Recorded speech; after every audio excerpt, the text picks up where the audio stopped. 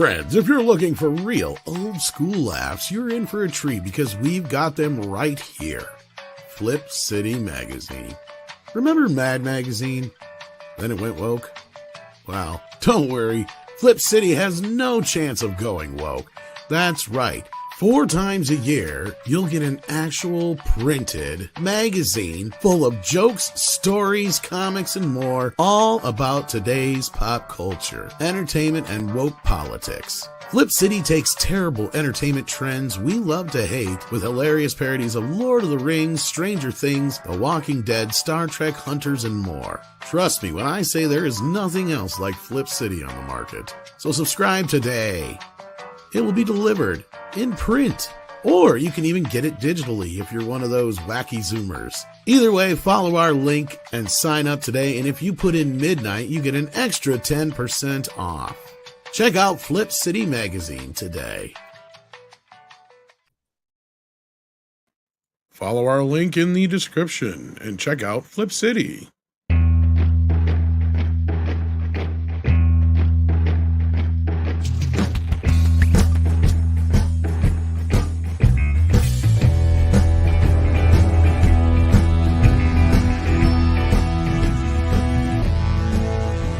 Good morning, everybody. Welcome to the program. It is Wednesday. Time for some Midnight's Edge in the morning. How you doing, Andre? I am doing good. It's excellent to be here. Not everyone thought we would be, as we're about to get to. But we are here, and I'm very happy to be here with this most esteemed panel. Indeed. We have with us today Culture Casino. How you doing? Oh, I'm grateful to be here. I'm doing better than I should, apparently, according to some. So, Greta? Yeah. Yes, indeed. Speaking of Paul Chato, how are you doing? I am doing extremely well for someone who's supposed to be dead and part of the mass annihilation of the planet.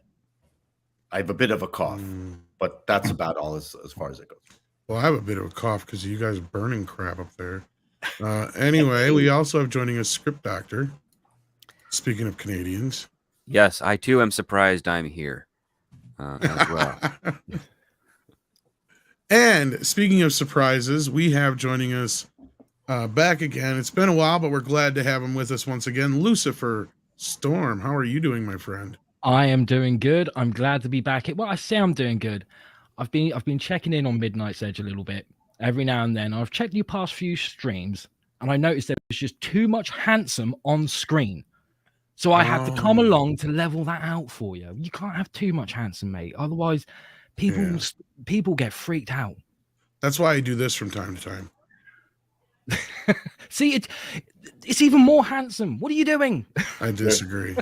You're taking one of my stand-up routines. I would bring women onto the stage and go, I offer my services to stand next to anybody, and people will come up and go, my God, what's with you're different. You look fabulous. What is it that you've done? So I just Did you do something to your hair? Yeah, you've done something with your hair. You've taken the spinach out of your teeth. What's different about you? Yes, you can hire me anytime, any day of the week, except for Passover, to have me stand next to you. Sherry Gord says, Paul, was Harold Green somewhat based on you? Harold Green? Oh, no, that's from that's from the Red Green Show, I believe. No. So he's not based on you? No. Disappointed. Another nerd. But yes, we're glad to have Lucifer back with us. It's been a while. Yes. You've been working on some books. We're going to talk a little bit about that and some more here today. Yeah. So yes, Andre, get us rolling. So as I said, I'm very, very glad to be here with this excellent panel with our good friend Script Doctor, Culture Casino, Mr. Chato, and Lucifer Storm, because today is a day worth celebrating that we are here, because according to one Greta Thunberg, none of us were supposed to be, because today is the day when the world should have ended. At least that is what she tweeted 5 years ago. So yeah, many are bringing up this story right here. She wisely deleted her tweet saying that we were all going to be dead by now. I don't notice much difference from now. But she said 5 years ago on this day, a top climate scientist is warning that climate change will wipe out all of humanity unless we stop using fossil fuels over the next 5 years. Yeah, I haven't really noticed anything different. I wonder if the science trademark is in agreement with this, but I guess he who lives will see. Mr. Chato, I'm sure that you must have some musings on. Yeah, so I experienced the end of the Earth prior because I'm older, right? So I have experience before. Where I went to school in downtown Toronto, there was a very ultra evangelical store, and people in white shirts and black pants would be coming in and out of it all the time. And they were the kind of group that had end of days, that was something they were serious about. I remember one time there was like a whole bunch of them lined up on Yonge Street with placards saying the end of days, and it was October something, I think. There was like a very specific day. The end of the world is coming on this date. And I passed one person who said, you know what? I just don't feel good unless I floss. And I broke into laughter because I'm thinking, why are you flossing, you asshole? I mean, why bother? You're going to be gone in a couple of days. Anyways, that's my story. And I just kept laughing like a mad hyena all the way along. I wonder if he was laughing so much when the end didn't come. They were pretty distraught. Yeah, that's always disappointing for like those that believe in various end of the world prophecies. I mean, they always end up so disappointed when it doesn't happen. Yes, it's like Stalin supporters who found out that he was actually evil. Yeah, I mean, so very, very disappointing. So don't put all your eggs in Greta's basket. That's all I have to say. Yeah, no, that may not be the best of ideas, especially when there are other baskets around to put eggs in, and there's many other cool stuff to read to keep us all entertained while we're waiting for the end. And what kind of reading material would be better for that than that produced by Lucifer Storm? So tell us, Lucifer, now that you are back in our grace, or rather, we are in your grace, however you want to look at it. Oh, bless you in your cotton socks. What have you been up to since the last time, and what kind of new delights can readers look forward to? Well, one book that readers can look forward to is this one right here, Ed Gein, Demon Hunter. That's right. I took the notorious Butcher of Plainfield, and don't worry, I didn't make him a hero, which a lot of people have been like, why would you make this guy a good guy? It's like, no, I haven't. And it's not a redemption story. It's a fun little adventure horror story that takes place in the year 1991. All that's happened is it's been 7 years since Ed has died. And Satan is down in hell, and he realizes, oh no, I've lost one. One of these demons has escaped. This deranged demon that has the ability to destroy everything in the universe, from heaven, hell, and everything in between. And he can't leave hell alone. If he does, the minions will start a holy war in heaven, and he does not want that again. He doesn't want to be blamed for that. So he thinks, I know, I will send a deranged maniac to get a deranged maniac, a serial killer. Now, he could choose Ted Bundy, he could choose John Wayne Gacy, but these people, they're going to end up on Earth, and they're just going to go, screw the universe. Let's have a good time. Let's get some hookers. Let's do some naughty things. But he feels that Ed Gein is the right man for the job, that he has a tiny bit of remorse in him. So, reluctantly, Ed Gein goes back to Plainfield, Wisconsin to capture this demon. But in order to capture the demon and bring them back to hell, he must first overcome his internal demons. So it's on the surface, it's a fun adventure horror story, but underneath the subtext of it all, it's actually a story about a middle-aged man who's coming to terms with the fact that the mother he loved and adored never loved him. and it's all told in a 4-issue mini series. And I've been taking it out there doing the conventions, getting it online and stuff. Publisher at the moment, I can't name who. We're hoping to have things sorted out by around Christmas time, so keep fingers crossed. And if everything goes well, you can expect to see this in some comic book stores next year. Yeah, I'm hoping to see it on Disney Plus. That would be great, wouldn't it? I mean, we've already covered how they had like a series where like Lucifer impregnated a girl or something. For those curious thinking, what? Well, just head on over to Midnight's Edge Live Archives, because the clip is right there. It did pretty good, actually. So yeah, given the state of Disney Plus today, I wouldn't be surprised. I mean, maybe you should give them a call.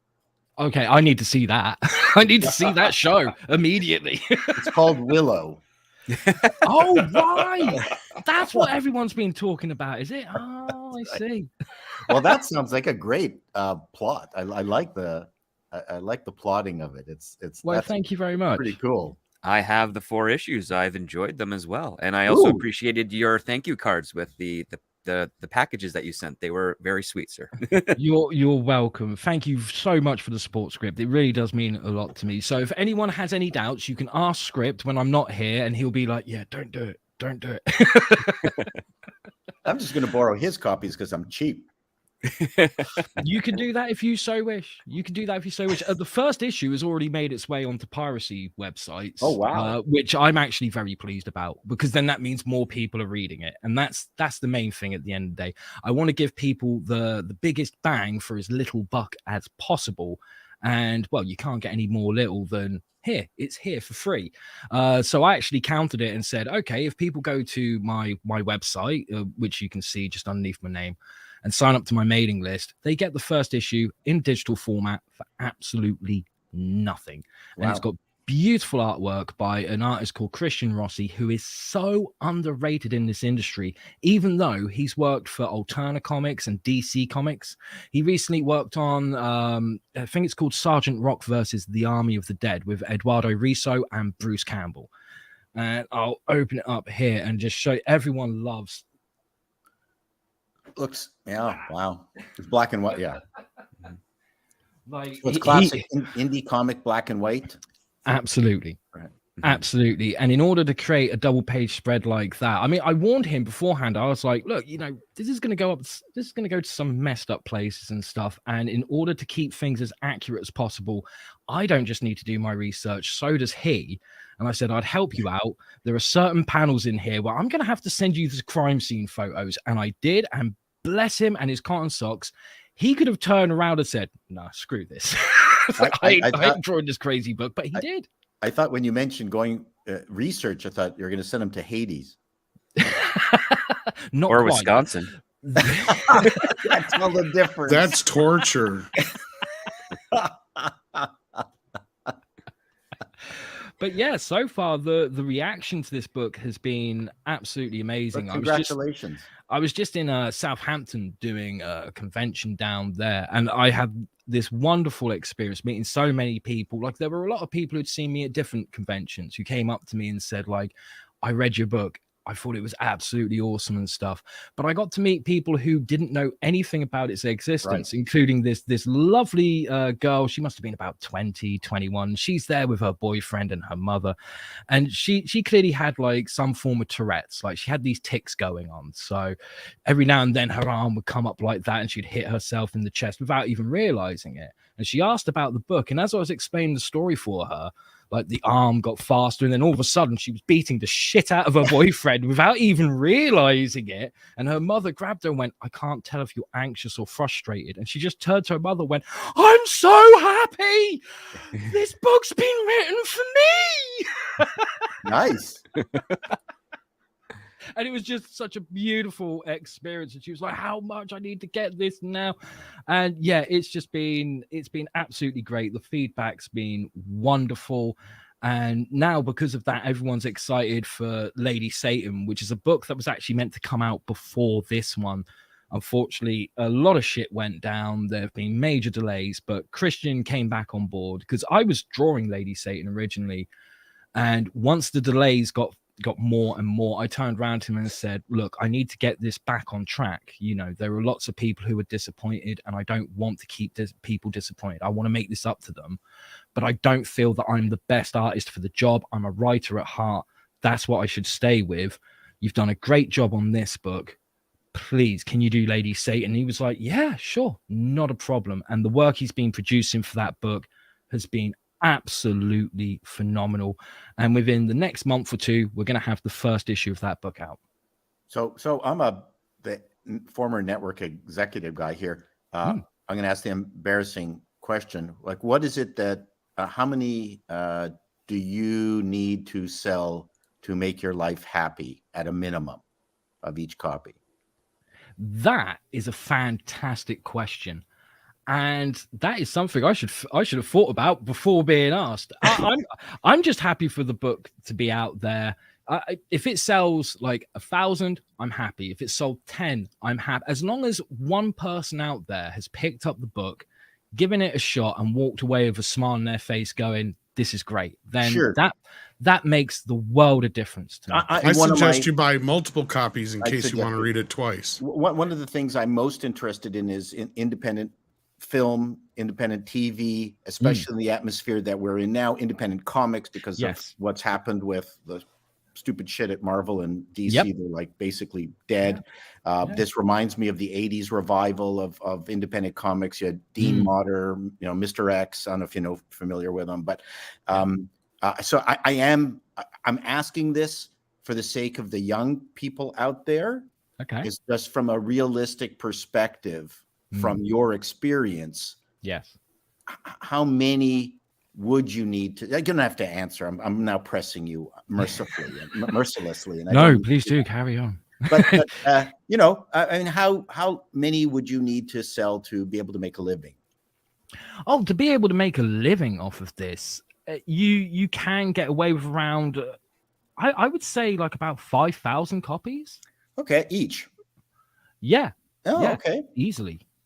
I think that's a reasonable goal to go for. I mean, for some books, that is going to be a long slog to get there, you know, because there is so much competition now. I mean, as you mentioned, Marvel are just messing things up. DC aren't doing a great job. And, you know, there's loads of people out there who are saying, comic books are dead. The audience just isn't there. It's going smaller because they got to compete with video games and stuff. My firsthand experience being out there on the floor of conventions and speaking to people, the audience is there. I have spoken to people who are long-term comic book fans. I've spoken to people who are like anime and nothing else. And I've spoken to people who are like, I don't read comics. They don't interest me. And all those different types saw Ed Gein Demon Hunter. Let me tell them what it was about. And they were instantly like, I need to buy this book because it just sounds like what I'm looking for. There is a real hunger and an appetite out there, but it's not for what Marvel and DC are doing. Right. They want something different. I mean, recently on this channel, I noticed you had Eric July. He is doing something remarkable, and he is filling a gap in the market. And bravo to that man. He's doing a wonderful job doing that. There is, however, you know, a group of people out there who they want the darker storytelling. You know, they want some of the more mature stuff. And as I normally say to people when I talk about this book, it covers the 3 H's. It has a little bit of humor, it has a little bit of heroics, and it has a little bit of heart in a frying pan. But that's neither here nor there. And that's what they want. They want to connect with characters. Yes. And that's what I've done. This book was a challenge, because I personally believe that every writer should be challenging themselves. It doesn't have to be on every single project, but there needs to be certain projects where they say, I'm going to challenge myself because I need to improve. I need to grow as a writer. You don't find an end to writing and go, I've mastered it. You are constantly challenging yourselves. And one of the best ways to challenge yourself is to think of the most evil, hideous type of person you can and make them the lead of your story. Which is exactly what I did. That is fantastic. Awesome. And thank you for answering the question. I really appreciate it, because I am interested in encouraging young people to take the place of like people like me that's run out of steam and basically almost dead. And the cops have told you to stop asking people. I have been reduced to doing drag queen story time. That's what I'm doing. Like, how many times can you get arrested? Apparently, there's no limit in Scotland. Speaking of limits, though, we have to limit our time here a little bit because we got super chats to get to. We got some stories to get to.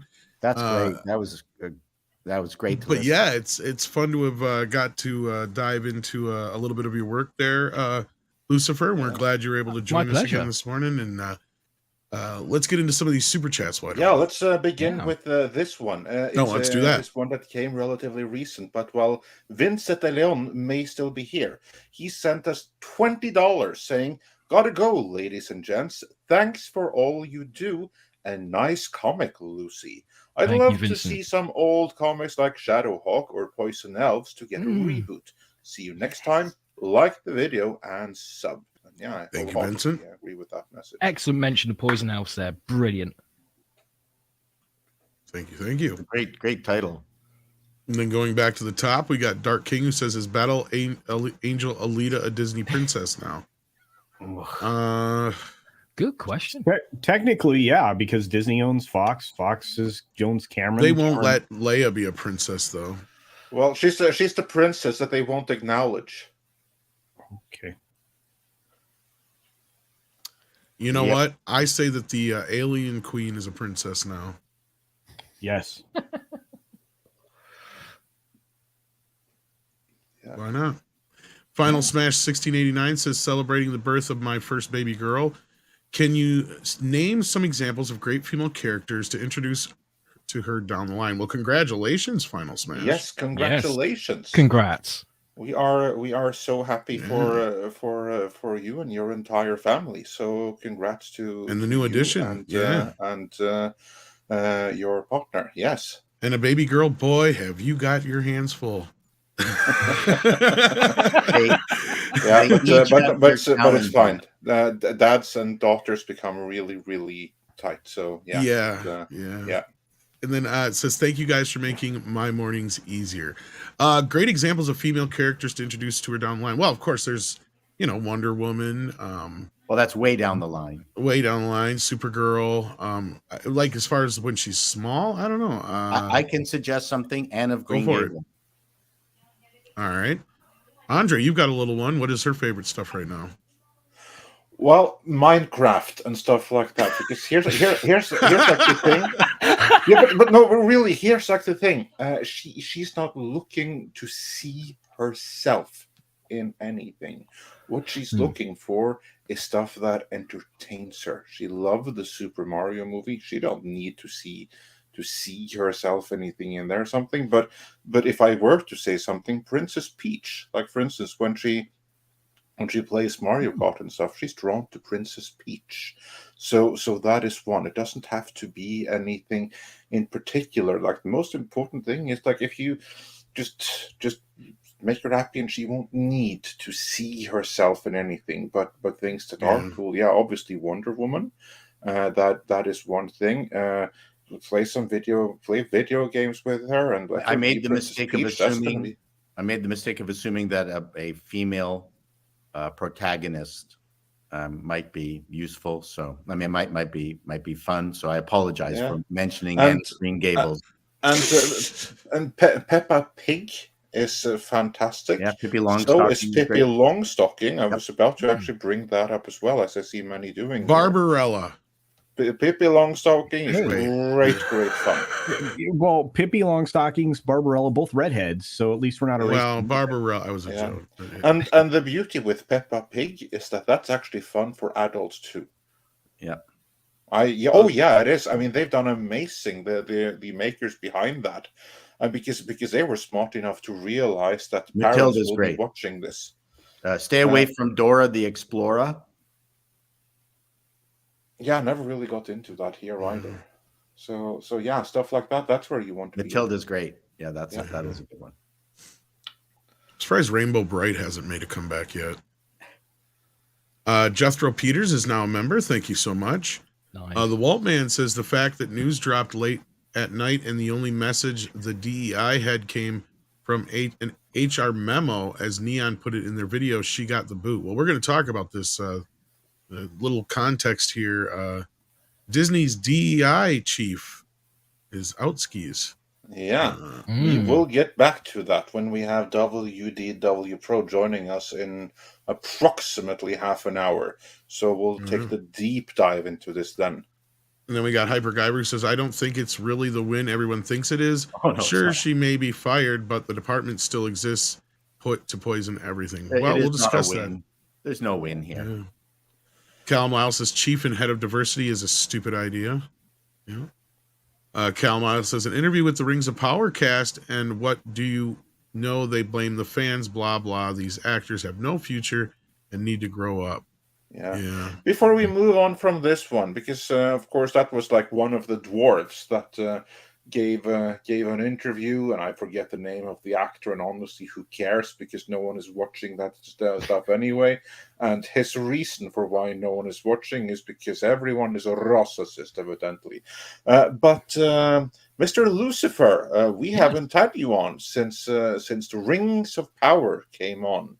Yes. Now, as someone from the land of Tolkien, if you will, at least your earthly counterpart, did you give the Rings of Power the time of day? And if so, how long did you endure? I didn't endure even a second of it.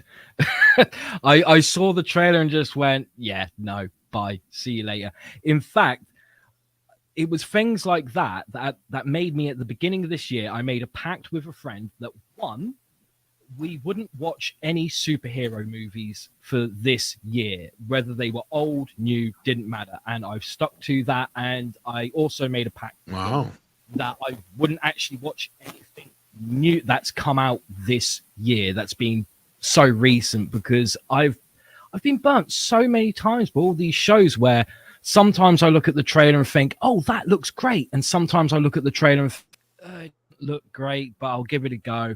And then I come out of it disappointed, feeling so much despair, wondering why the hell I do this to myself. So I've only been watching old stuff and kind of keeping away from the news and stuff. And Rings of Power, just I had no interest. I heard about all these things of like, oh, well, if you don't like this about it, then you're racist, this, that, and the other. And I thought, yeah, you know what? Life's too short. I don't need this bullshit. So I just put it to one side and ignored it. We're getting some strange noise on your end, Lucifer, like a mic cutting in and out or something. Yeah, like. Yes, I've noticed that. I'm not sure what that is. Yeah. Well, give me a second to work on that, but yeah. Yeah. Anyway, I would say you made a good choice. Thank you. And what you have, the few things that you have missed out on that where you really did miss out. Yeah, you can catch up to them later. By and large, you haven't really missed anything. I think it's fair. They killed a horsey anyway. Yeah, bastards. Yeah. No, the show is beyond dreadful. Yeah, but they're also so silly that they didn't think to sell it for glue. Like, that's how out of touch they are. Yeah, that would be a good way to make some more money on the show. We got Dr. Long Dongler, who sends us a thumbs up. Hit that thumbs up if you haven't already. We appreciate that. Here we got Shotgun Fringe, who says, anyone talking about missing star Julian Sands? Andre, you had mentioned this morning. Yes, this is actually something that I have been meaning to bring up in several streams, actually. I just haven't had the time and the opportunity for it. Now, of course, Julian Sands, he's an actor that many may not be too familiar with nowadays. But he was relatively well known back in the late 80s and early 90s. He's most well known for the Warlock franchise, and he's been in a number of other movies, such as Boxing Helena, Remains of the Day, and other similar movies. He's a really solid actor, and he has been missing for the past 5 months. Yeah, I remember them saying something a couple of months back about it, but yeah, I hadn't said nothing since. So this is the first. Well, yeah, when he first went missing, he went missing in a canyon area on a hike that a lot of others frequent. Yeah, and that's and what it I was, thought. That I heard and too. it Sorry. happened. No, it happened at a time when other people had recently gone missing in that area region as well. And I covered this back when it happened a long time ago now on a 6-minute daily, and it was rather surprising. And he's an incredible, character actor. So they just restarted the search, I believe, right, Andre?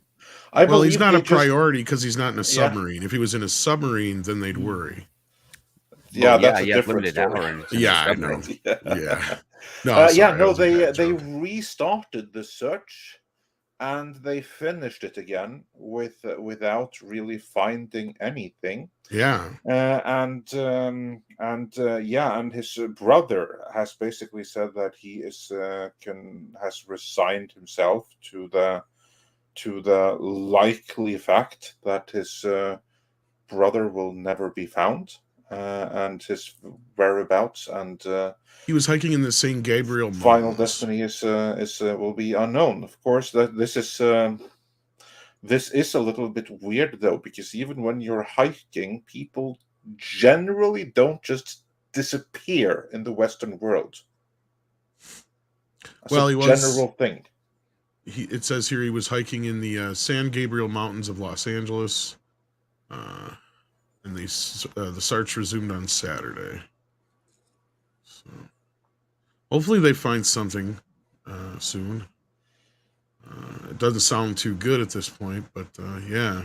It does not sound good, no, and it does bring imagination to mind as to what may have happened for someone to go hiking and suddenly just disappear from the face of the earth.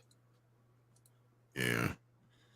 Well, we'll have to wait and see what comes of it. In the meantime, let's keep going on these super chats here. Thank you again, Shotgun Fringe. We got Shirogami who says, you new headline, DEI Woman King moves on to their next victim. Disney is done for. Well, we'll have to get into that here shortly. Pro will be joining us in about 20 or so plus minutes here. Jedi Bill is a new member. Thank you, Jedi Bill. Hopefully you're well. We got AF Watcher 88 who says or Aquaman reshoots. Also, what happens to Flashcast? Well, nothing happens to the cast of the Flash. They go and look for other jobs. No. The Flash, or the Yellow Flash too. The Flashcast. Huh? Why? I don't think so. Yeah, I don't think so. Sorry, it was stretch. I'll be quiet now. Yeah, that was not a good joke, Coach. Yeah, no. What happens to the Flashcast is that, given the box office of the first Flash, they will all be looking for new jobs very, very soon. That's what will. Yeah, as our friend Michael says, they've given them time off to look for other employment opportunities. Yeah, exactly. That was the spin for Willow. Remember that? These casts are so amazing, so we're releasing them all from their contracts and telling them all to go look for other jobs. Don't wait for us. As far as the reshoots, my guess is it's some things to probably tie up some loose ends. I would guess they're not going to set anything up. It's too far out. There might be a few things that they wanted to take out, change. Who knows? At this point, why even release the movie if there's any way? Because that thing is just going to further destroy the DC brand. I know why they'll release Aquaman, Andre. You're right, but they're going to have to. They're releasing this because this is the one that they think is going to make some money. I bet. Well, but they're going to be sadly mistaken. It's damaging the old DC brand from their perspective, from Hollywood. They're wrapping this up. Warner Brothers is tying this up. Right. For them, it's like, yeah, the old one's guard. When they start doing the whole DC universe stuff with that first film of Superman Legacy, they're going to be saying, like, this isn't the old DC. This is the new DC. This is the DC you want. They're going to be leaning into it hard and mean of how this is going to be different than what you've seen before. DC new, baby. Yeah. They're going to be like, remember that shit that was before? This good stuff now. Exactly. Yeah, and if they end up having Superman wearing the trunks again, they'll probably saying like this Superman doesn't wear a onesie, that type of thing.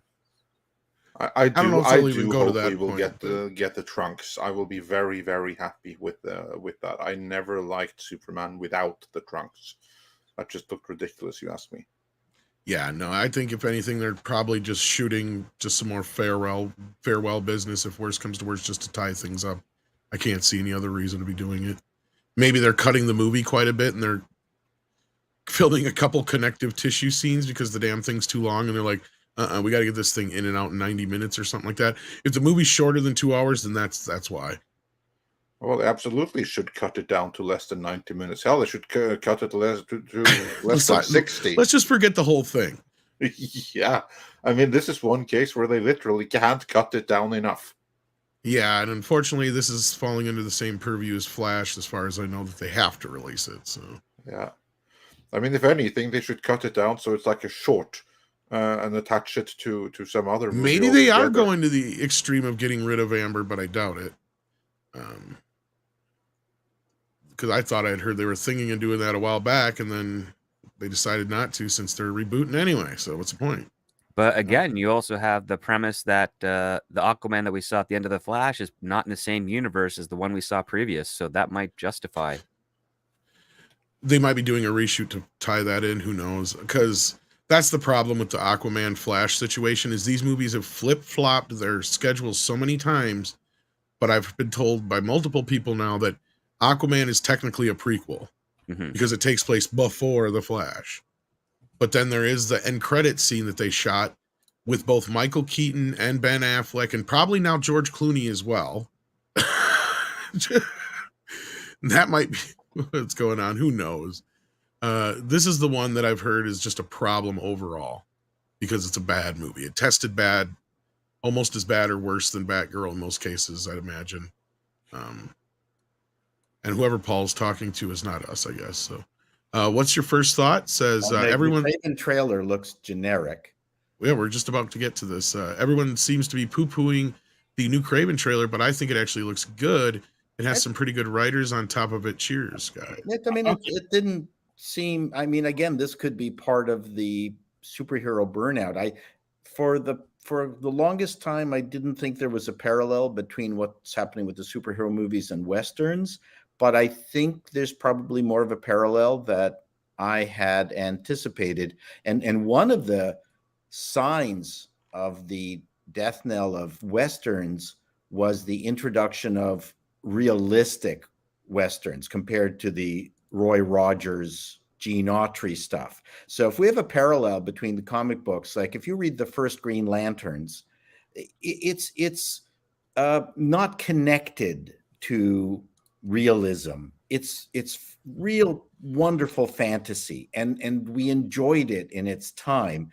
And as comic books matured and as technology matured, we've got this. We seem to have required this need to make our superheroes realistic and have more realistic anxieties and more human qualities. And in Westerns, you had Josie Brown. Josie Brown. You had a lot of the Clint Eastwood stuff. Josie Wales. Outlaw Josie Wales. Outlaw Josie Wales. Yeah, Outlaw Josie Wales. 12. Again, I can't remember the names of these. Sure. Uma, but what's the name of that movie? Anyway, so there was this trend towards more realistic Westerns, and I don't think that helped the genre actually. Even though there were some fabulous films in that more realistic style, I would rather see a John Ford Western. Right. I mean, overall, like I did like Outlaw Josie Wales. I had nothing against it, but I don't think it helped Westerns in the long run. I'm thinking that The Watchmen, as much as I loved it, I don't think it helped superheroes in the long run. No.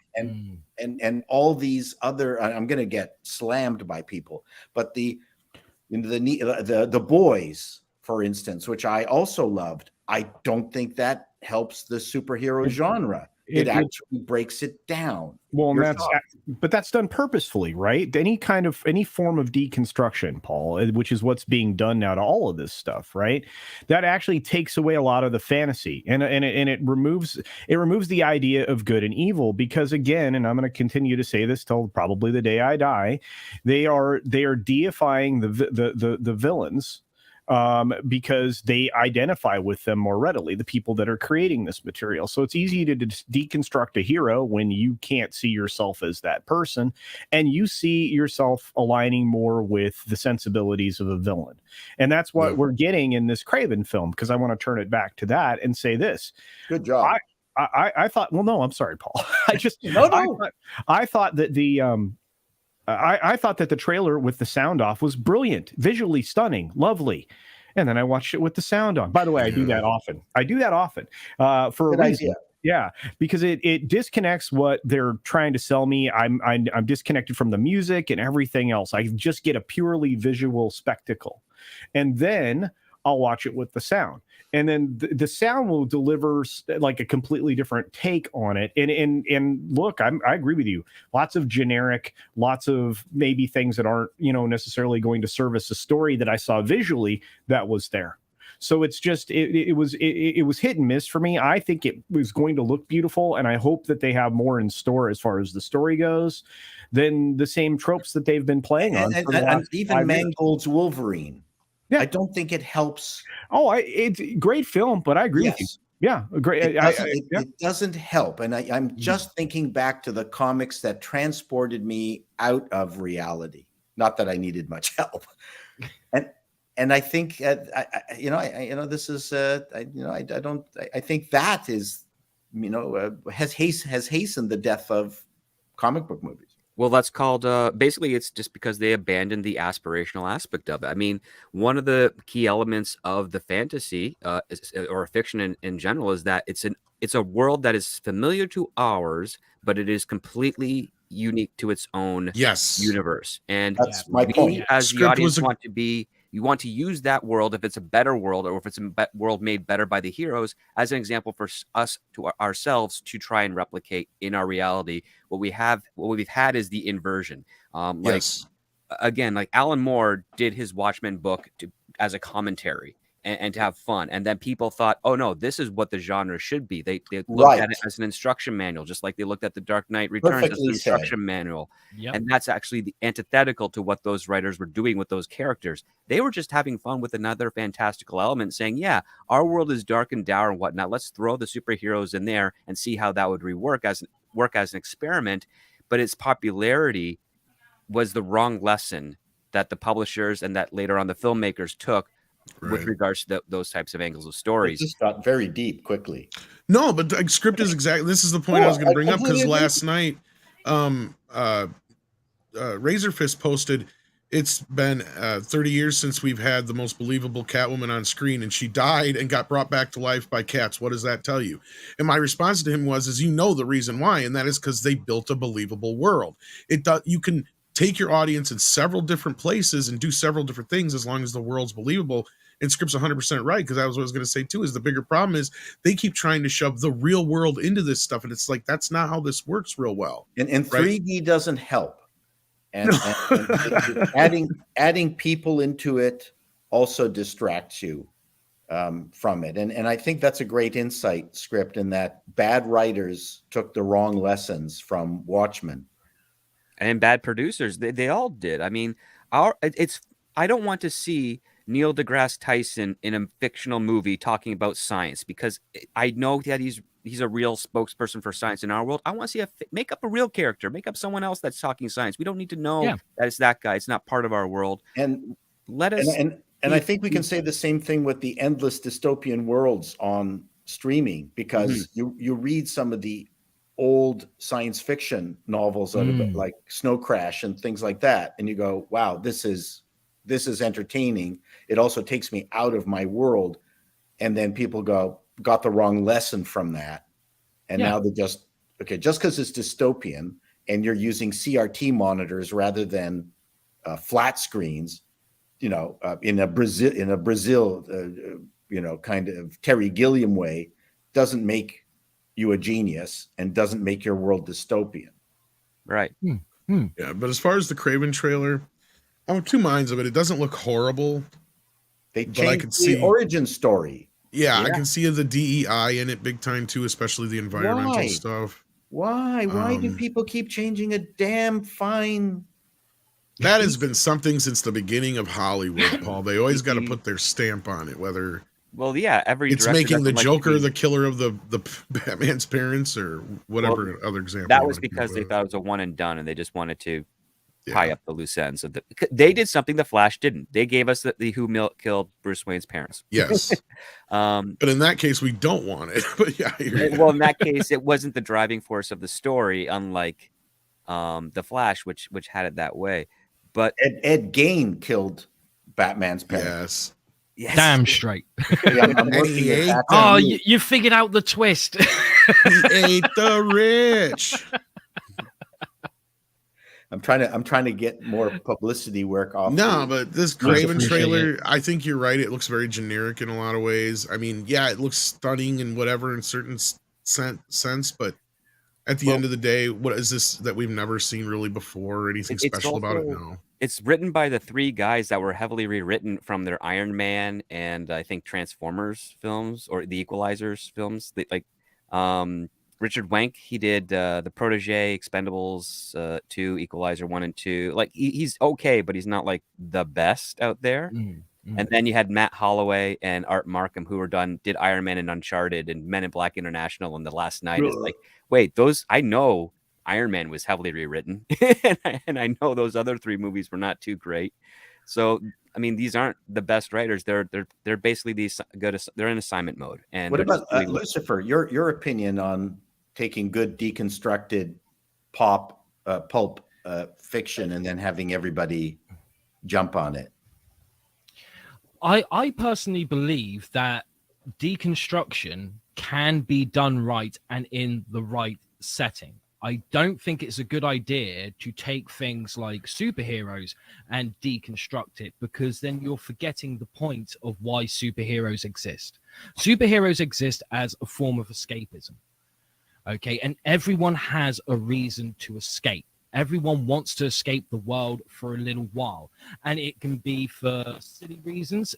Is my mic working okay? Because it sounds like shit in my head. It's coming in and out suddenly. Yeah, it's cutting in and out for some reason. I can't understand what's going on there. I've already replaced the cable on it. I always jump out for a second and Oh come. wow! Yeah, maybe you should jump out and back in because, yeah, we can't even hear you now. Okay, I shall return. Okay, so we'll let Lucifer try and hopefully fix that. It could be a memory issue. I was gonna say, it sounds like something's interfering with something else or something. Yeah, or it's a ground issue. Those are the Ground two. issue. We're losing the signal. Get it back. Us. Get him back. Get him back. Hell's signal sucks. They got shitty internet. Sometimes your browser just churns through memory on your computer to the point where there's nothing left and you have to restart the browser at the very least. Memory hole. Computer. Well, that's why it's hell, because they only have 3G down there, Paul. Think different, Paul. Think different. 3G is all they have down there. That's why it's called hell. Yeah, they only have 3G in I hell. thought they'd just have like dial up. That would be real. Ooh, modem dial. Well, it depends on how old you are. See, the older souls, they have to deal with the newer technology, but the shitty version of it, the younger souls have to deal with that. But Andre, Demodulate. what's your feelings on the new Kraven trailer? I thought it was all right. I don't think it's going to be like a great movie or something, but I think like the rest of the Venomverse is going to be entertaining because it is a Venomverse movie. And yeah, mildly looking forward to it. I'm Let's so see how scared you're to say sounding. anything. Yes, we're good. It's good. Excellent. So far, so good. Let's not jinx it. Yes. Keep fingers crossed. But anyway, any more thoughts on it, Andre, before we move on? No, really, I don't have anything else to say about it. It looks entertaining. That's really all I have to say about it. In Does the this same make way it that to where- Morbius looks entertaining? Aaron Taylor Johnson has now played more comic book characters in the modern films than anybody else, I think. This Well, is more an Marvel issue. characters. I It's mean, possible. Yeah, well, just in general. I mean, I don't know mean, too there many other are people more who've- actors out there. I'm sure that some of those roles he's played could have gone to actors that would have done. No. But or what I better. mean, as far as like played that many superheroes Yeah, you got in Kick-Ass, a span of time. Quicksilver, Kraven, and There's one more too, and I can't think of it. Kick-Ass. We got Kick-Ass. Okay. Yeah. I swear there's one more, but anyway. Kick-Ass is a deconstructed Well, super. he oh, was- he also did Quicksilver in Avengers 2. Yeah. Yes, that's Yeah. right. Quicksilver twice. Yeah, and he was great in the train movie with Yeah, but that doesn't count here, even though I do It's not enjoy a that comic film. book it, character. Yeah. it felt very comic booky, wasn't it? Based on a manga. But he was terrible in Oh, Godzilla. Snowpiercer. No, there went your mic again, dude. Shit. Ah, Yeah, it's static in the background. Maybe try rebooting your computer, because otherwise, like Yeah. Paul said, it might be a memory problem, or we're thinking something's trying to interfere with it or interface. Do you possibly have like Skype or anything else up in the background? no, I don't have anything else. up in Zoom the is another one that background. likes to interfere with this. No, literally, I've just got this. All I'm right. not sure if it's the mic itself. I can My always, guess is to reboot and refresh and see if that helps. I don't know. Do you have a I'll different mic? I might have a different mic. Let's I try might that. have one. So I'll leave once again, and hopefully, All right. fingers crossed, we'll have this sorted. All right. Well, okay. So in that case, we got a couple of super chats for you, so we'll save those for when you get back here. No problem. No problem. All right. So in the meantime, we've got Master of Trek, who sends in 14 South African rands and says, apparently Hulk film rights reverted to Disney. I thought they had already, but then I had read something again that they still hadn't yet. Have you heard anything about this, Andre? You know what? I haven't been able to research this, but I get like I see like in the news that they revert ever so often. So maybe it really happened this time, or maybe it didn't. I haven't been able to research the matter because When was the... Oh, go ahead. we heard it a few months ago, and then a couple of years ago, and everything. Because basically, the gist of it is the same thing with Namor. Yeah. That Universal have the rights to do the feature film devoted to the character, but Marvel can do the character outside the context of a feature film, meaning that Marvel traditionally couldn't make a Hulk movie without Universal, but they can use the Hulk, just not in a standalone Hulk. Okay, movie. so this is what's going on. Their 15-year deal for distribution is up as of June 2023. Yes, well, I then, believe the then it's Incredible over. Hulk is now on Disney Plus, as reported by Variety. Yep. So there you go. So that has been cleared up now, because I believe Namor was, yes, you're right, Andre, that was first, and since they had never done anything with him, but then they had a 15-year deal with this deal here, it looked like, and it was up this month. So the Hulk is now officially home, I guess. Yeah, so that means that should Marvel want to, they now can do their own Hulk movie. You think they will? No. No, No. they should, but I don't think they will. No, that would require some kind of reboot, because at this point, who the fuck wants this Hulk? They have already ruined the Hulk. I'm sorry. It's done. We're getting to the point where now the Eric Bana Hulk looks better in comparison. And no, I'm not kidding. And even Ang Lee's even thinks it has a cult audience. He could be right for all I know. I'm like, the movie's okay until he starts fighting his dad as a fart cloud. Like at that point, where the movie loses me. I think the Ed Norton one is. The Ed Norton one's actually solid. gaining. I love the Ed Norton one. So, yeah, it's. I was talking about the other one though. So yeah. Well, and anything seems to be better on the Hulk front. Although they're probably going to, make him pink next time or something. What they should do is reboot the character. They need to reboot the Marvel Universe as a whole. Because let's get into this real quick. Secret Invasion. Oh my God! How bad do we think this is going to do? First of all, Samuel Jackson went and put his foot in his mouth yesterday, or at least the word came out yesterday. I don't know when he actually said it, but yeah, let's just say he came out swinging hard at the right, and he basically pissed off half of. Well, let's be real. At this point, you might as well say fuck half the world if you're going to do something like that. Pretty much. Yeah. And he also went out after fans. I mean, it didn't matter if Yeah. you were on either side. I mean, you start, and my video was a little softer than saying, he went, full blown anti-Trump, which, his TDS is showing, but that's not it, man. He attacked the fans. You don't do that. You're opening up a show. You attack the fans. You do it on somebody else's behalf out of the blue for no flipping reason. But yeah, this article, whoo. Interesting. This show, according to people who've seen the first couple of episodes, super sucks.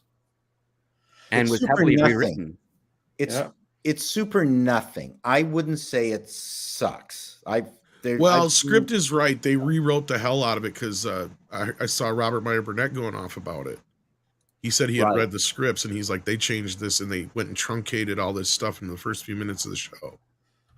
It's just a lot of exposition.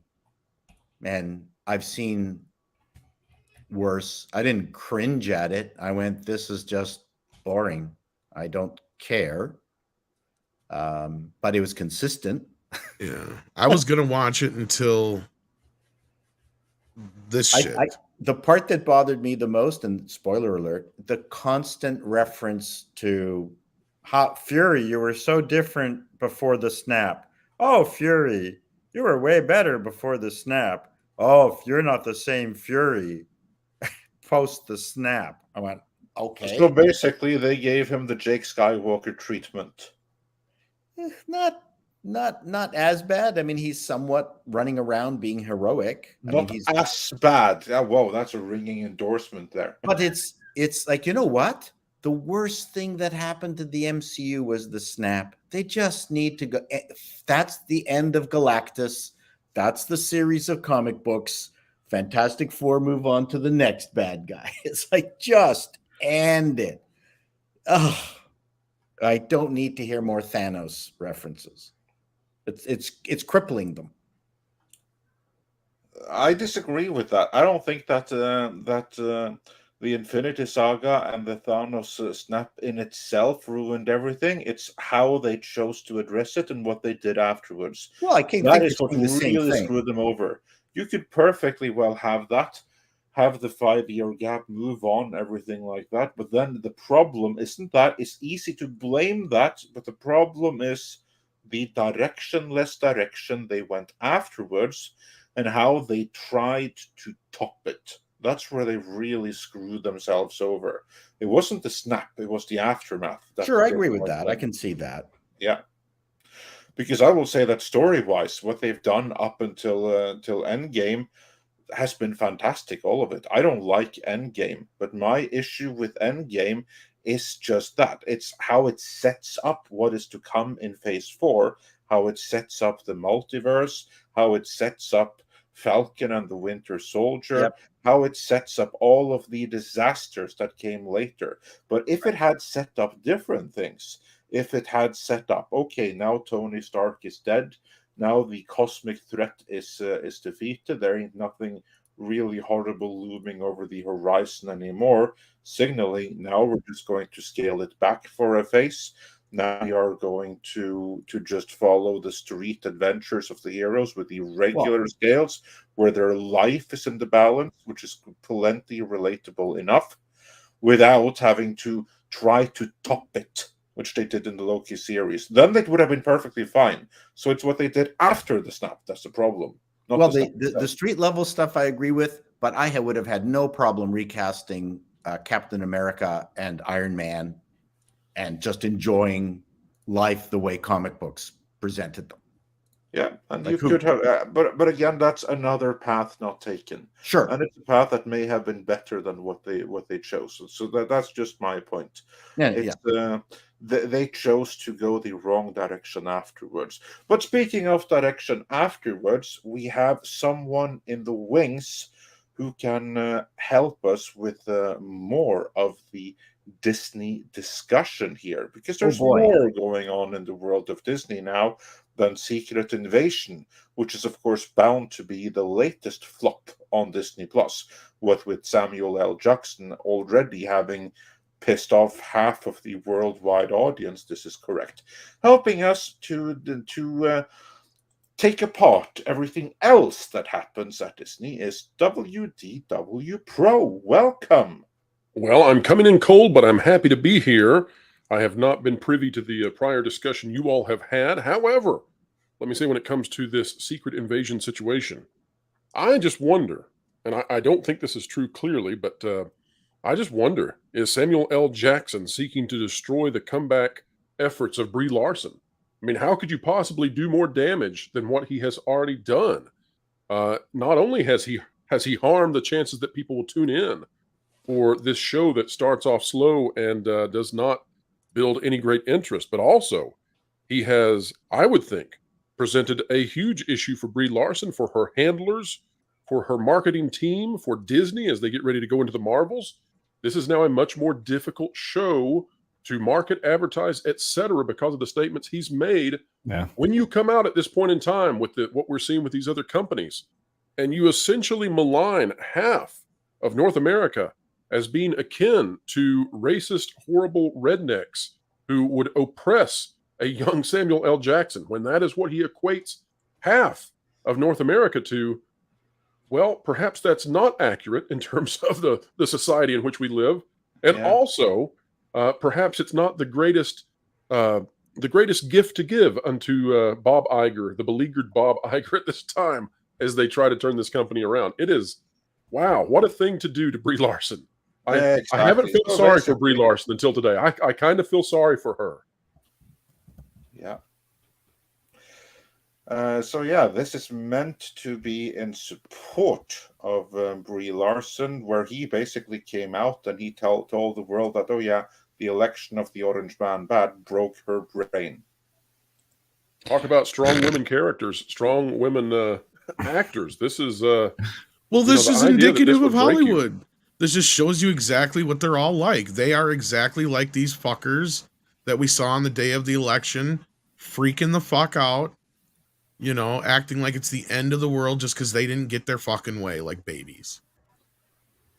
The other interesting thing about this, kind of like Snyder hose. The interesting thing, and this gets a little bit into the weeds. Sorry. But Samuel L. Jackson did not grow up in the Deep South. I mean, he did not grow up somewhere that was filled with antipathy for him. He grew up in, I believe, East Tennessee. And that was actually a location where, in the Civil War, it was Union territory. It's not aligned with I don't want to malign anybody in South Carolina, but it's not what you would consider the slave belt at all.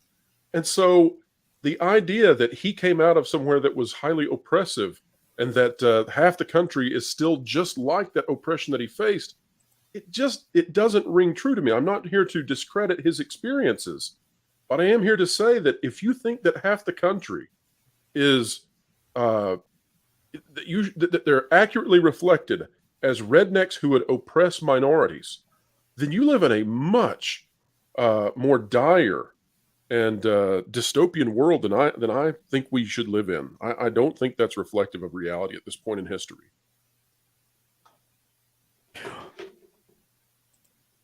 Yeah, so we want to welcome back Lucifer. Hopefully the sound issues are gone. Fingers crossed, they're gone. Fingers crossed. Culture, you were about to say, sorry. No, I mean, and again, I mean, both Pro and I have covered like this. I'm going to say this. He did a very huge disservice, as many here on this panel will obviously mention, for Brie Larson, but it's huge for Disney. But I have to ask the question, why? Because there was nobody attacking him, nobody attacking Brie. What was his motivation to roll down this road? I mean, he was prompted by a journalist looking for a headline. Perhaps. Not only that, Culture, but and I know this answer, but that's because these folks, and this is why I did the crack at the Snyder Bros. Right. And these folks think that majority of the world thinks the way they do. They still don't believe Trump won the election.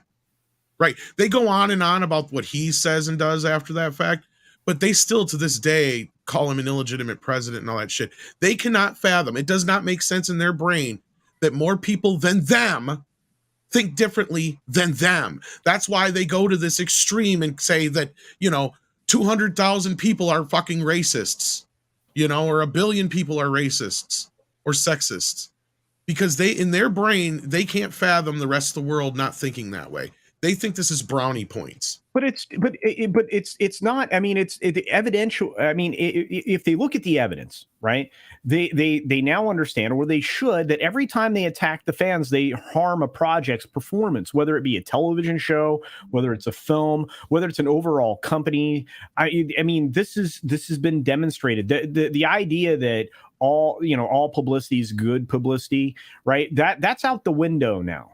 Because you're watching in real time the effects of some of these political leanings leaking out into the public, and the public roundly rejecting them. I mean, I don't have to point out the fact, and of course, I was rather inspired by Andre's coverage of Bud Light and the ESG stuff. But all of that stuff is pushing people away. You're watching people abandon baseball teams, baseball games. You're watching them abandon Talladega, which is NASCAR. Nobody showed up to that event. You're starting to see people just leave this stuff in droves and calling it out for what it is. And I, like I said, I mean, wouldn't it be wiser to have step aside with these people and suggest that maybe, just maybe, don't attack the people who are actually supposed to be watching this stuff? Wouldn't you, if you have this wonderful message to preach to everybody, don't push them away before you get a chance to, sermonize. We've made this argument. We've made this argument before, and I've done several videos on it, as you probably know. Yeah. The thing is, I've spent time with these people. We're the enemy. At no time can they make that leap of logic, because first of all, they're not entrepreneurs. They're working for someone else. I did a conference where I was invited as an entrepreneur, a business owner, to a group of graduating MBAs. And the first thing out of my mouth was, if you've never made payroll, you don't know shit. Which just, the audience went silent. The teachers were completely wide-mouthed. But by the end of my presentation, I was cheered by the kids who all wanted to talk to me. They surrounded me after my presentation, and the person who invited me said, "You're never going to come back here again." I love the story. So the thing is, these people live in an unreal world. They don't care that they're holding the can of gasoline and they've torched their own house as they're standing in it. They really, this is their religion. I hate to use that word. It's not. I think it's appropriate this time, Paul. I really do. I think we've reached that point. Well, where I don't know how you could describe it otherwise. It's an institution. That's what it is. Yeah. It's a cult is my favorite way to call it. But yeah. Yes. Well, I mean, all three of those are relatively indistinguishable depending on your point of view. So also, can I just say that as Paul was talking, the Ghostbusters quote by Ray was playing in my head. You've never been out of college. You don't know what it's like out there. I've worked in the private sector. They expect results. Yeah. God, that's a great line, isn't it? Even today. I love it. I love that movie so much. Lucifer wanted to say something. Yeah, no, I was just going to say, I'm with culture in the fact, like, when culture says, like, it's a cult, I see it as it's a cult without a leader. And that's why it looks so batshit crazy. Because at least with Jonestown, and this is going to sound so fucking horrible, but I just don't care. At least with Jonestown, they had a crazy ass leader who went, this is the line that we walk in. Okay, we don't go outside of it. This is what we follow. Okay, but there's no one doing that. So they're all still struggling around going, well, what the fuck are the rules? Where are the parameters? Where are the goalposts? And unfortunately, to me at least, this is what happens when politics becomes a fad and a fad becomes fatal. Well, you could not have foreseen, I don't think, in the 90s where we are today because of the bedfellows that have been created by this religious movement that is wokeism, right? That comes out of this neo-Marxist postmodernism intersectionality, however you want to describe this, that's most accurate. But the funny thing to me is, for the strange bedfellows, I think there are people inside the faith traditions, right? Christianity, Judaism, Islam, etc., who have now more in common and are on the same side as the atheists and the agnostics, because we are in a what I call a logos and anti-logos society now. We're in a logic versus anti-logic. And whatever you think objective truth might be, whether it is born out completely from the laws of the universe or something that's transcendent and beyond, whatever your source of the divine might be, if you believe in truth, you're not on the same side as these people who don't believe that truth is objective. They don't believe that truth is absolute. They believe that power is what matters, and they will derive it from however they can. And that means that when you get people saying half the country are a bunch of redneck oppressive rubes, and you will still watch my content no matter what I say, that comes from a place where you're no longer paying attention to reality. You are formulating a narrative that suits your purposes. It's never-ending search for the next story. And so I fought for gay rights. I thought we were done when I helped elect the first gay counselor in Toronto, Mr. Hislop. When we got gay marriage, and then I went to the first gay pride parades, and I was supporting that. And then at some point, the machinery that helped bring that to fruition became the goal after the goals were reached. That's where we are now, where there's a group of people for whom the machinery has to stay alive because that's where they make their money. They didn't just. Or if I may put it another way, the machinery was co-opted and used for another cause altogether, a cause that the original first generation could not disagree with more. Correct. And that's what's happening is we've reached goals. Yes. And the machinery must be maintained by the co-opted people. And what they do is they're now going after tinier and tinier windmills to tilt at. And it's getting stupider and stupider. I mean, for God's sakes, defending Leah Thomas, the 6'2" swimmer, against, 5'1" female swimmers.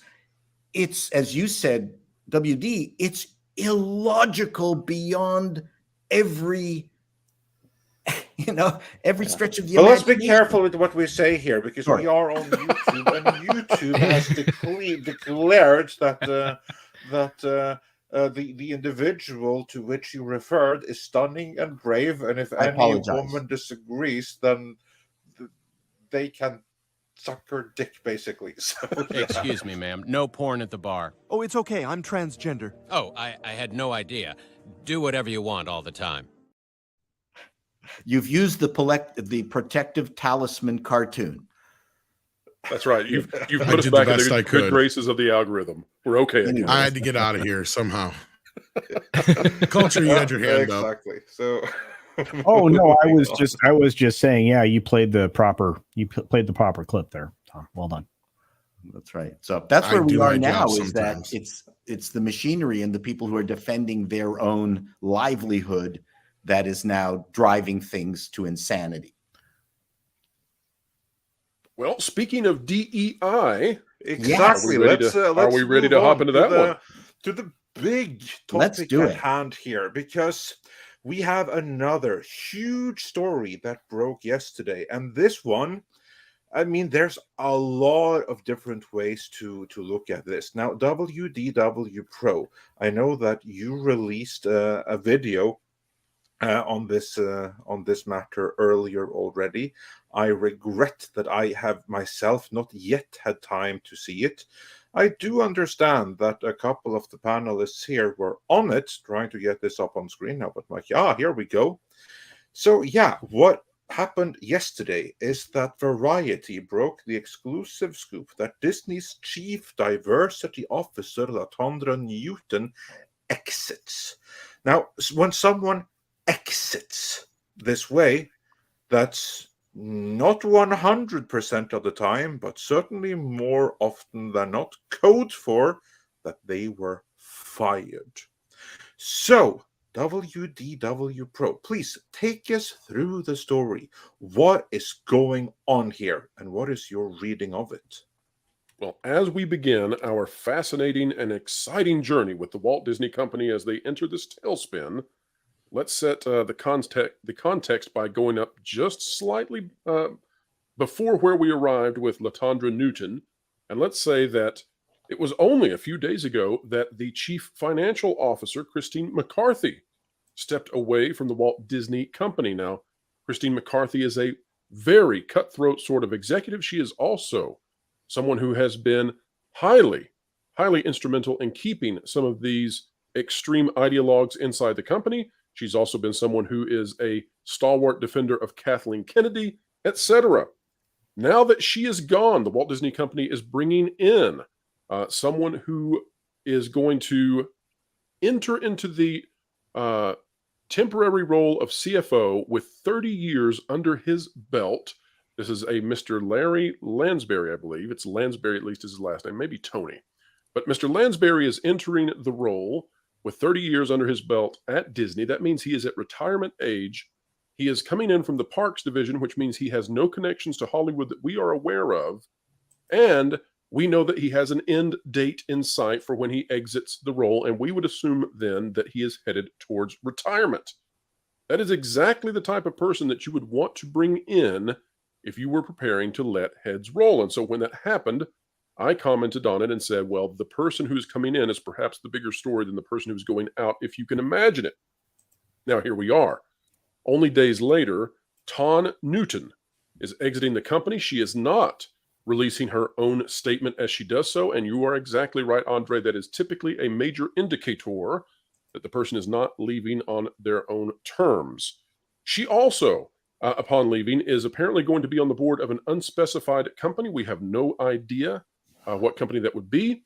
And it is made special mention in these articles. And I love this so much. And in fact, I am going to put this in the private chat for all of you if you want to share this out. But they are mentioning that she is going to her creative company to work on her creative company endeavors. This is really something because Ton Newton, the chief diversity officer of the Walt Disney Company and the chief architect of Reimagine Tomorrow, she has also had a side hustle. She's been running a janky jewelry company called Stone. And it is not better than Etsy, I would say. In fact, if you guys would like to click on the gallery in the top right, you're going to find all kinds of things. Gallery, collectibles. Actually, click on collectibles. Yeah, so well, we've got some good. There's the beautiful nipple ring that everybody wants, the inverted nipple ring. It's a beautiful object. But these are essentially very, very ugly pieces of jewelry. Going back up and click on collectible or collections. Yeah, collections. Any one of those. Let's just take a look at the jewelry that you can find. These are the pieces of jewelry that you can purchase for extremely high prices. And we have long speculated, although we do not know, that this was essentially a means by which for Ton Newton to make some more money as people attempted to curry favor with the chief diversity head of the Walt Disney Company, buying these trinkets that no human should ever want to put on themselves. And so that is the creative endeavor that they're referring to. We are talking about. Let me guess. These trinkets are very diverse, right? Oh, I'm sure, and they are thousands and thousands and thousands of dollars. Yeah, they were all made in Taiwan. Yes, and I would not buy them from the dollar store. But that's what they're talking about. Are you alleging that people who worked with her were encouraged at gunpoint to buy her shit? I am saying that we could not figure out how she was winning so many awards for this awful, atrocious jewelry in comparison to other things. And perhaps people wanted to have a place at the table with Disney and gather relationships that way. Networking, I believe they call it. Now, the interesting thing is that she is, of course, the architect behind Reimagine Tomorrow. Yep. That is literally the program which has been destroying Disney from the inside out. So the fact that she is gone, we cannot, we can't overstate this, how big it is. Does this mean the DEI initiatives at Disney end? No. Does it mean the department is collapsed? No. Does it mean that Reimagine Tomorrow ceases to exist? Probably not. But this woman is nuts. This woman is the face of absolute nuttery. The things that they have done under her, including telling cast members at the parks that you are no longer allowed to say men or women, boys or girls. Yep. They struck the gendered language from announcements. They had children portrayed in the new Proud Family series going against police officers, and the police officers looked more evil and cruel than the cats in An American Tale with Fievel. This is the woman who's been behind all of that. And she's gone. She's also the woman who essentially took out Bob Chapek along with Christine McCarthy. And now the two major actors behind the scenes who brought Iger back have been exited, we assume, by Iger. This is big, big news at Disney. And perhaps it's a lesson for those who would be the enders of other careers inside corporations, that eventually it comes your way. There is no way that Tawn Newton is going anywhere where she will have the same impact as what she had at the Walt Disney Company, indoctrinating and filtering children's content. Is she the woman who did the video who Not so secret gay agenda.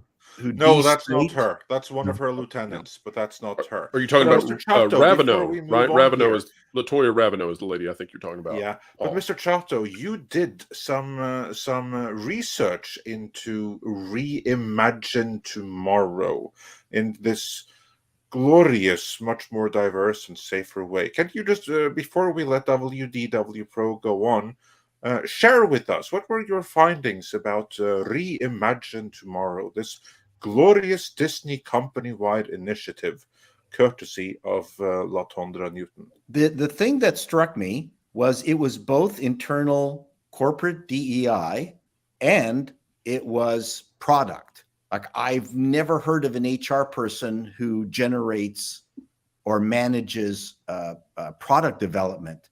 That I found it was strange. It seemed to be quite poisonous. You've got videos by Beyonce, Black is King. I could hardly wait for the next movie, White is King. That's Brown is King, or any other color. Big. Pardon me? Do it with any other race and see how that Do goes. it with anything.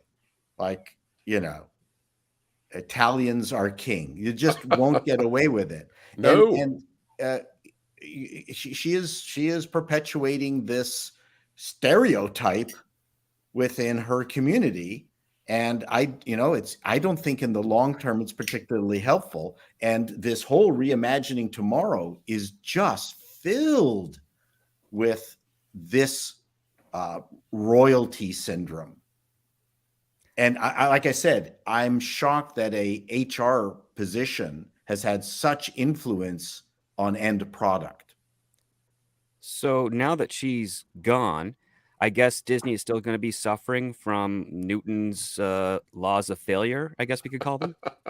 Maybe on the production side, all kidding aside, I think they're going to continue die on HR. There's no question. Well, but I think maybe they're just not going to let one individual do both.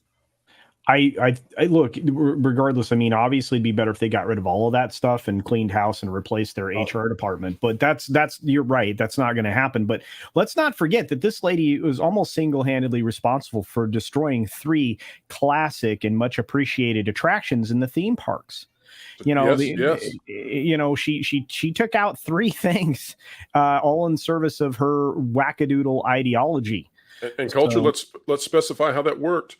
You have She's Over Reimagine Tomorrow. That's an umbrella that holds all of these very radical belief systems inside the company.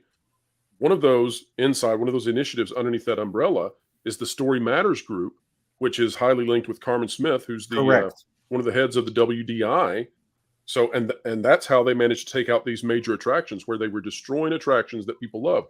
Splash Mountain has been voted still after its destruction as the most popular ride in Disney parks. And Disney parks are the most popular parks in the world. So what does that mean? Well, it probably means they destroyed the most popular attraction on the planet. And here's the quote under Story Matters, under Reimagining Tomorrow. See how we're using advisors to flag historical content containing negative depictions of people cultures. Well, now we know who edited the French Connection. Obviously, it was those individuals.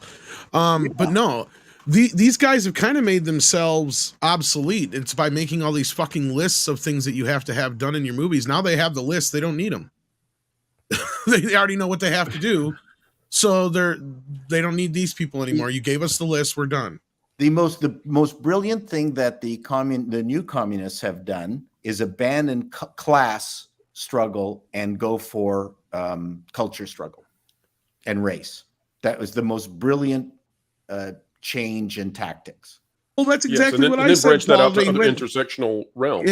Yeah, exactly. Because that's what they did. Because remember, I've said this before, Paul, you may not have actually heard me say this. I've said this for years and years and years. What was it all about? It was like, we were all against the man. Well, they got smart and they put white in front of man. Or no, let's be specific. The man got smart and put white man in front of the man. That's what I was trying to say, but yes. The man gets away scot-free because right. everyone else is too busy hating Pointing the their white fingers man at to the even white see man. the Yeah. The irony is the globalists that have adopted ESG are now their allies. Yep. This is the weirdest shit, man. Like they are the man. Hippies went corporate. That's what happened, Paul. More than corporate. More than corporate. You're right. It is. It's almost nefarious in that. They went sense. Bond villain. That's what they did. Yeah, they become fucking Bond villains. I can hardly wait for a movie where the HR head is the villain. Hashtag John Milius was Back in the 80s and 90s, they used to kind of be, Paul. exactly. Hashtag John Milius was right. Yeah. But no, I didn't mean to like to derail that a little bit, but it is true. Like, this is the thing, is they've made themselves obsolete. Now they know all they got to do is throw in every color of the rainbow and they're going to get a pass.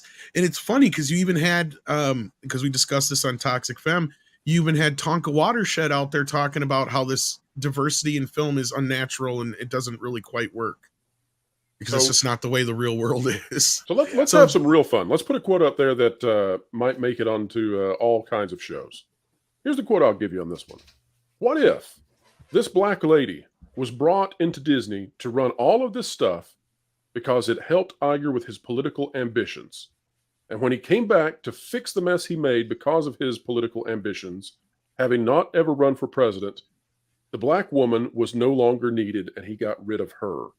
That is the story, that the white man brought her in to do his bidding so that he could virtue signal, so that he could run for president if he wanted to. And when he came back and saw that things were messy, she had to go.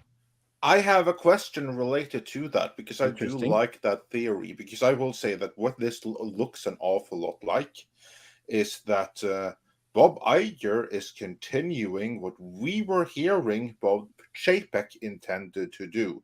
Basically, do mass fightings and in the process get rid of the ideologues destroying the company. And do we know that is what has happened here? No. But it may have been. But I have a question for you. I asked the same question to someone else, which we'll see later on here. But what do you think that BlackRock will think about this? Because they're all in on ESG, DEI, everything like that. And it could very well be that Bob Iger recognizes, this would not surprise me, this is just my theory, that he recognizes that this thing right here is completely destroying Disney. He's not going to be president, but his legacy will be the CEO that destroy Disney. Yeah, you have like some people that can't fathom that Daddy Iger isn't good for the company. You have a few pundits that are completely blind to all of his bad sides. But let's just say that, yeah, he decides that, shit, this ain't working out. This is destroying the company. I have my legacy to look after here. This person has got to go. What does BlackRock think about removing this person? And who's going to come in instead and continue the work that BlackRock surely wants to see continue? What's your thoughts on that? I think BlackRock should be investing in Newton's jewelry company. How do you know they aren't already? There we go. Well played. Well, I think that BlackRock has many more things to worry about. Given what was brought out in that latest expose on Twitter I don't know if you guys have discussed it. I don't know if it's been brought up at all. We haven't But, brought it up. I retweeted it yesterday, and we're very happy to get into it. But it's dangerous because that again, It is. This is not the platform for it. I'd rather not Correct. get into it. That's a discussion for Rumble. But to answer your question, we simply have to say this nondescript expose that came out, which we shall not discuss, but that probably is higher up on the list of BlackRock's priorities today in terms of where this goes with BlackRock and being an institutional investor and how they're affecting these companies. I am optimistic that the market at large, despite how big BlackRock is, I think it's something like they hold, gosh, what was it, what they said, $15 trillion in holdings? $20 trillion. I still your believe, money. It's not their money, it's your money. yes, taking the pensions and the retirements of everyone, who has no idea who they are. But I'm still optimistic that the market can respond. I'm very glad that the market has responded finally now. Apparently we crossed the threshold somewhere. Perhaps it was Disney that did it. Perhaps it was an alcoholic beverage company. But whoever did it, we seem to have crossed the threshold. And thank God for that, because we were headed in a very bad direction in terms of authoritarianism, in terms of censorship on the internet. You've also got to give kudos to Elon Musk for buying Twitter. That seems to have had a corrective effect on discourse online. Whatever you may think of Elon, whatever you may think of Twitter, you may think it's a stupid platform and you don't want anything to do with it. But I think it has put pressure on the other platforms to allow more free speech and more dissemination of ideas, even those they disagree with, so long as they're not utterly bereft of value. And so kudos to where we are right now versus where we were 6 months ago. True. Yeah. That was tremendous. But we are about to lose a few panelists here. Mr. Chato, we are losing you first. So before you have to go, what do you make of this? And also, here's a super chat for you to Neil89 says, Paul, where does the 3:10 Yuma remake stack in? Yeah, there's a real quick, and then Western. I want to get back into this discussion. Yeah, that's in the realistic Western category. Yeah. And Shirogami says, Chato in the anime, the saga of Tanya the Evil, the villainous protagonist starts out at an HR. I love it. Yeah, there you go. Well, that gets us nicely back into the article, yeah. Exactly. So, what do you think is going to come from this? Why do you think that this woman is no longer with the company? And more importantly, what comes next? I think your analysis is correct. I think Disney might be a microcosm of capitalism, maybe in the long run, winning out against all this nonsense. And then that really is the only that's the only lever that we have, because the universities have no per se capitalism. They're going to hold on to their tenured, nut jobs forever. We would rather, Paul, meritocracy battle it out in the financial world than beyond, because once it spills out beyond that, then all hell breaks loose. So let's battle it out inside Disney rather than in our communities. Meritocracy must win. Talent must win, with an acknowledgement that in the past, people of color, people of different sexual orientations did have a harder time. But I think we are aware of that now. Let's just make good content. Can I but let me push back a little bit. You did fight for those things, Paul, and to your credit. But if you don't have you have to go back quite a ways, since those differences, were actually something that were different. I mean, and that's the problem, is that the woke are continuing to fight a battle that no longer exists for the most part. Right. Yeah, because I mean, I would argue that by the time the early 90s came around, none of these things existed. Those battles were fought, won, and over. Yep. And Andre's right. The mechanisms, the machinery, all that stuff that was left in place was co-opted by others to, the Cosby Show was the most popular show. Michael Jackson was the most popular singer. Michael Jordan was the most popular athlete. And now we're back again as if none of those things ever happened. Yeah. And then also, Tiger Valley says for 35 South African rounds. Off topic, but been meaning to ask Paul. Paul, from one Elder Scrolls fan to another, best game, Morrowind, Oblivion, or Skyrim? And why is it Morrowind? This is how you start a fight, by the way. This is how you start a real fight. Screw the Disney stuff. Take us here, and we'll get an argument. I'm not going to go there. I'm not gonna answer that and lose a fan because I need every subscriber. That was most diplomatic of you. Real final thoughts on this topic before you have to go. Well, I think this is fascinating, and I think the woman's a talentless hack, and they just gave her the keys to the throne, and now they're suffering the results of that. That's it. Yeah. Well, with that, thanks for joining us today, Paul. Everyone, be sure to check out the channel. Call me Chato. Link is, of course, in the description. Anything in particular you want to plug on the way out the door?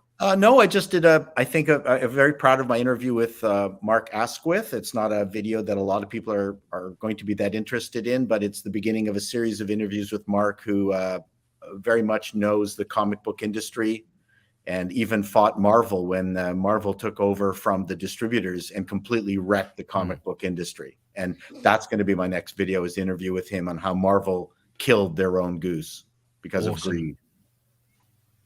All right. Well, thanks for joining us today. Thanks for having me. Bye, everyone. Bye, Take care. See you later, buddy. And nice Culture, you are next. It's nice meeting you too. Oh, you have to leave as well. Okay.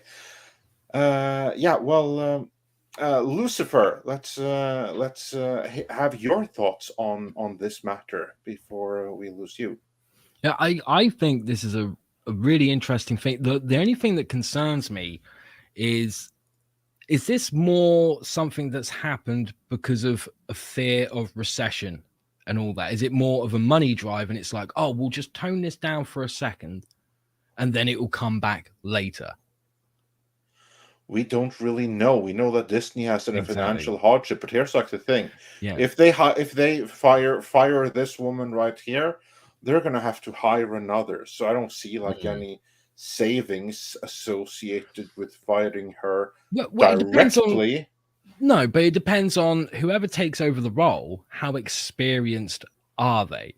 Can they get away with paying them? Are they exactly? Can they get away with paying them a little less to get the same output? Or can they find someone who won't demand the same kind of output and same kind of overreach into Disney? What say you, WDW Pro? Well, for now, they don't even have a permanent replacement for her. The search is on. And what that indicates to me is that this was a rapid decision. I find it interesting that a rapid decision affecting the C-suite happened as soon as Christine McCarthy stepped aside as the CFO. I think we have more big changes coming to the company. I think we are in a historically bad quarter for the Walt Disney Company with more to come. And I think you're going to see huge shakeups inside the leadership. I don't know what's going to happen exactly. But again, folks, two of the biggest allies for Kathleen Kennedy have just exited the door. Get ready. Things are about to get crazy at Disney over the next 6 months. Yeah. I think so too. And Lucifer, before you go, we have a couple of questions for you as well. Mr. Tickletrunk says for $5 Canadian $50. Lucifer, where have you been on your channel before the big change? Also, how the devil aren't thou? Oh, I love hearing from Mr. Tickletrunk. Mr. Tickletrunk, how the devil art thou, good sir? Where have I been on my channel? I took a big break. I was dealing with a lot of stuff that I won't go into too much detail, but I am back for now. I'm maintaining the channel, but I'm hoping to pick up the pace real soon, so expect to see more content. Yeah. And he also wonders, Lucifer, you canned all your interviews. Why? Yeah, they just weren't getting the views. And I was hearing from so many people who were subscribed to my channel saying, hey, look, it's great that you're interviewing people, but the fact of the matter is we come to the channel to see you. We want less of that and we want more of you. So I was like, okay, I'll just put them to the side for a bit. I'm kind of giving my channel that little bit of a soft reboot because it got so heavy into, okay, let's teach people about how to write comics and stuff, which is great. I don't mind doing that, and I am going to continue that. But I now want to add a bit more to it. I want to go in more of a horror direction and do stuff like film reviews and covering other topics as well. Indeed. And of course, the link to your site is in the description. Everyone should check it out. Anything in particular you want to plug on your way out the door? Like I said, if you liked what I said about Ed Gein Demon Hunter earlier, or even if you're kind of like, I don't know, is that going to be my cup of tea? Head on over to my website, scroll to the bottom of the page, and there's a lovely little form. It's very quick to fill out.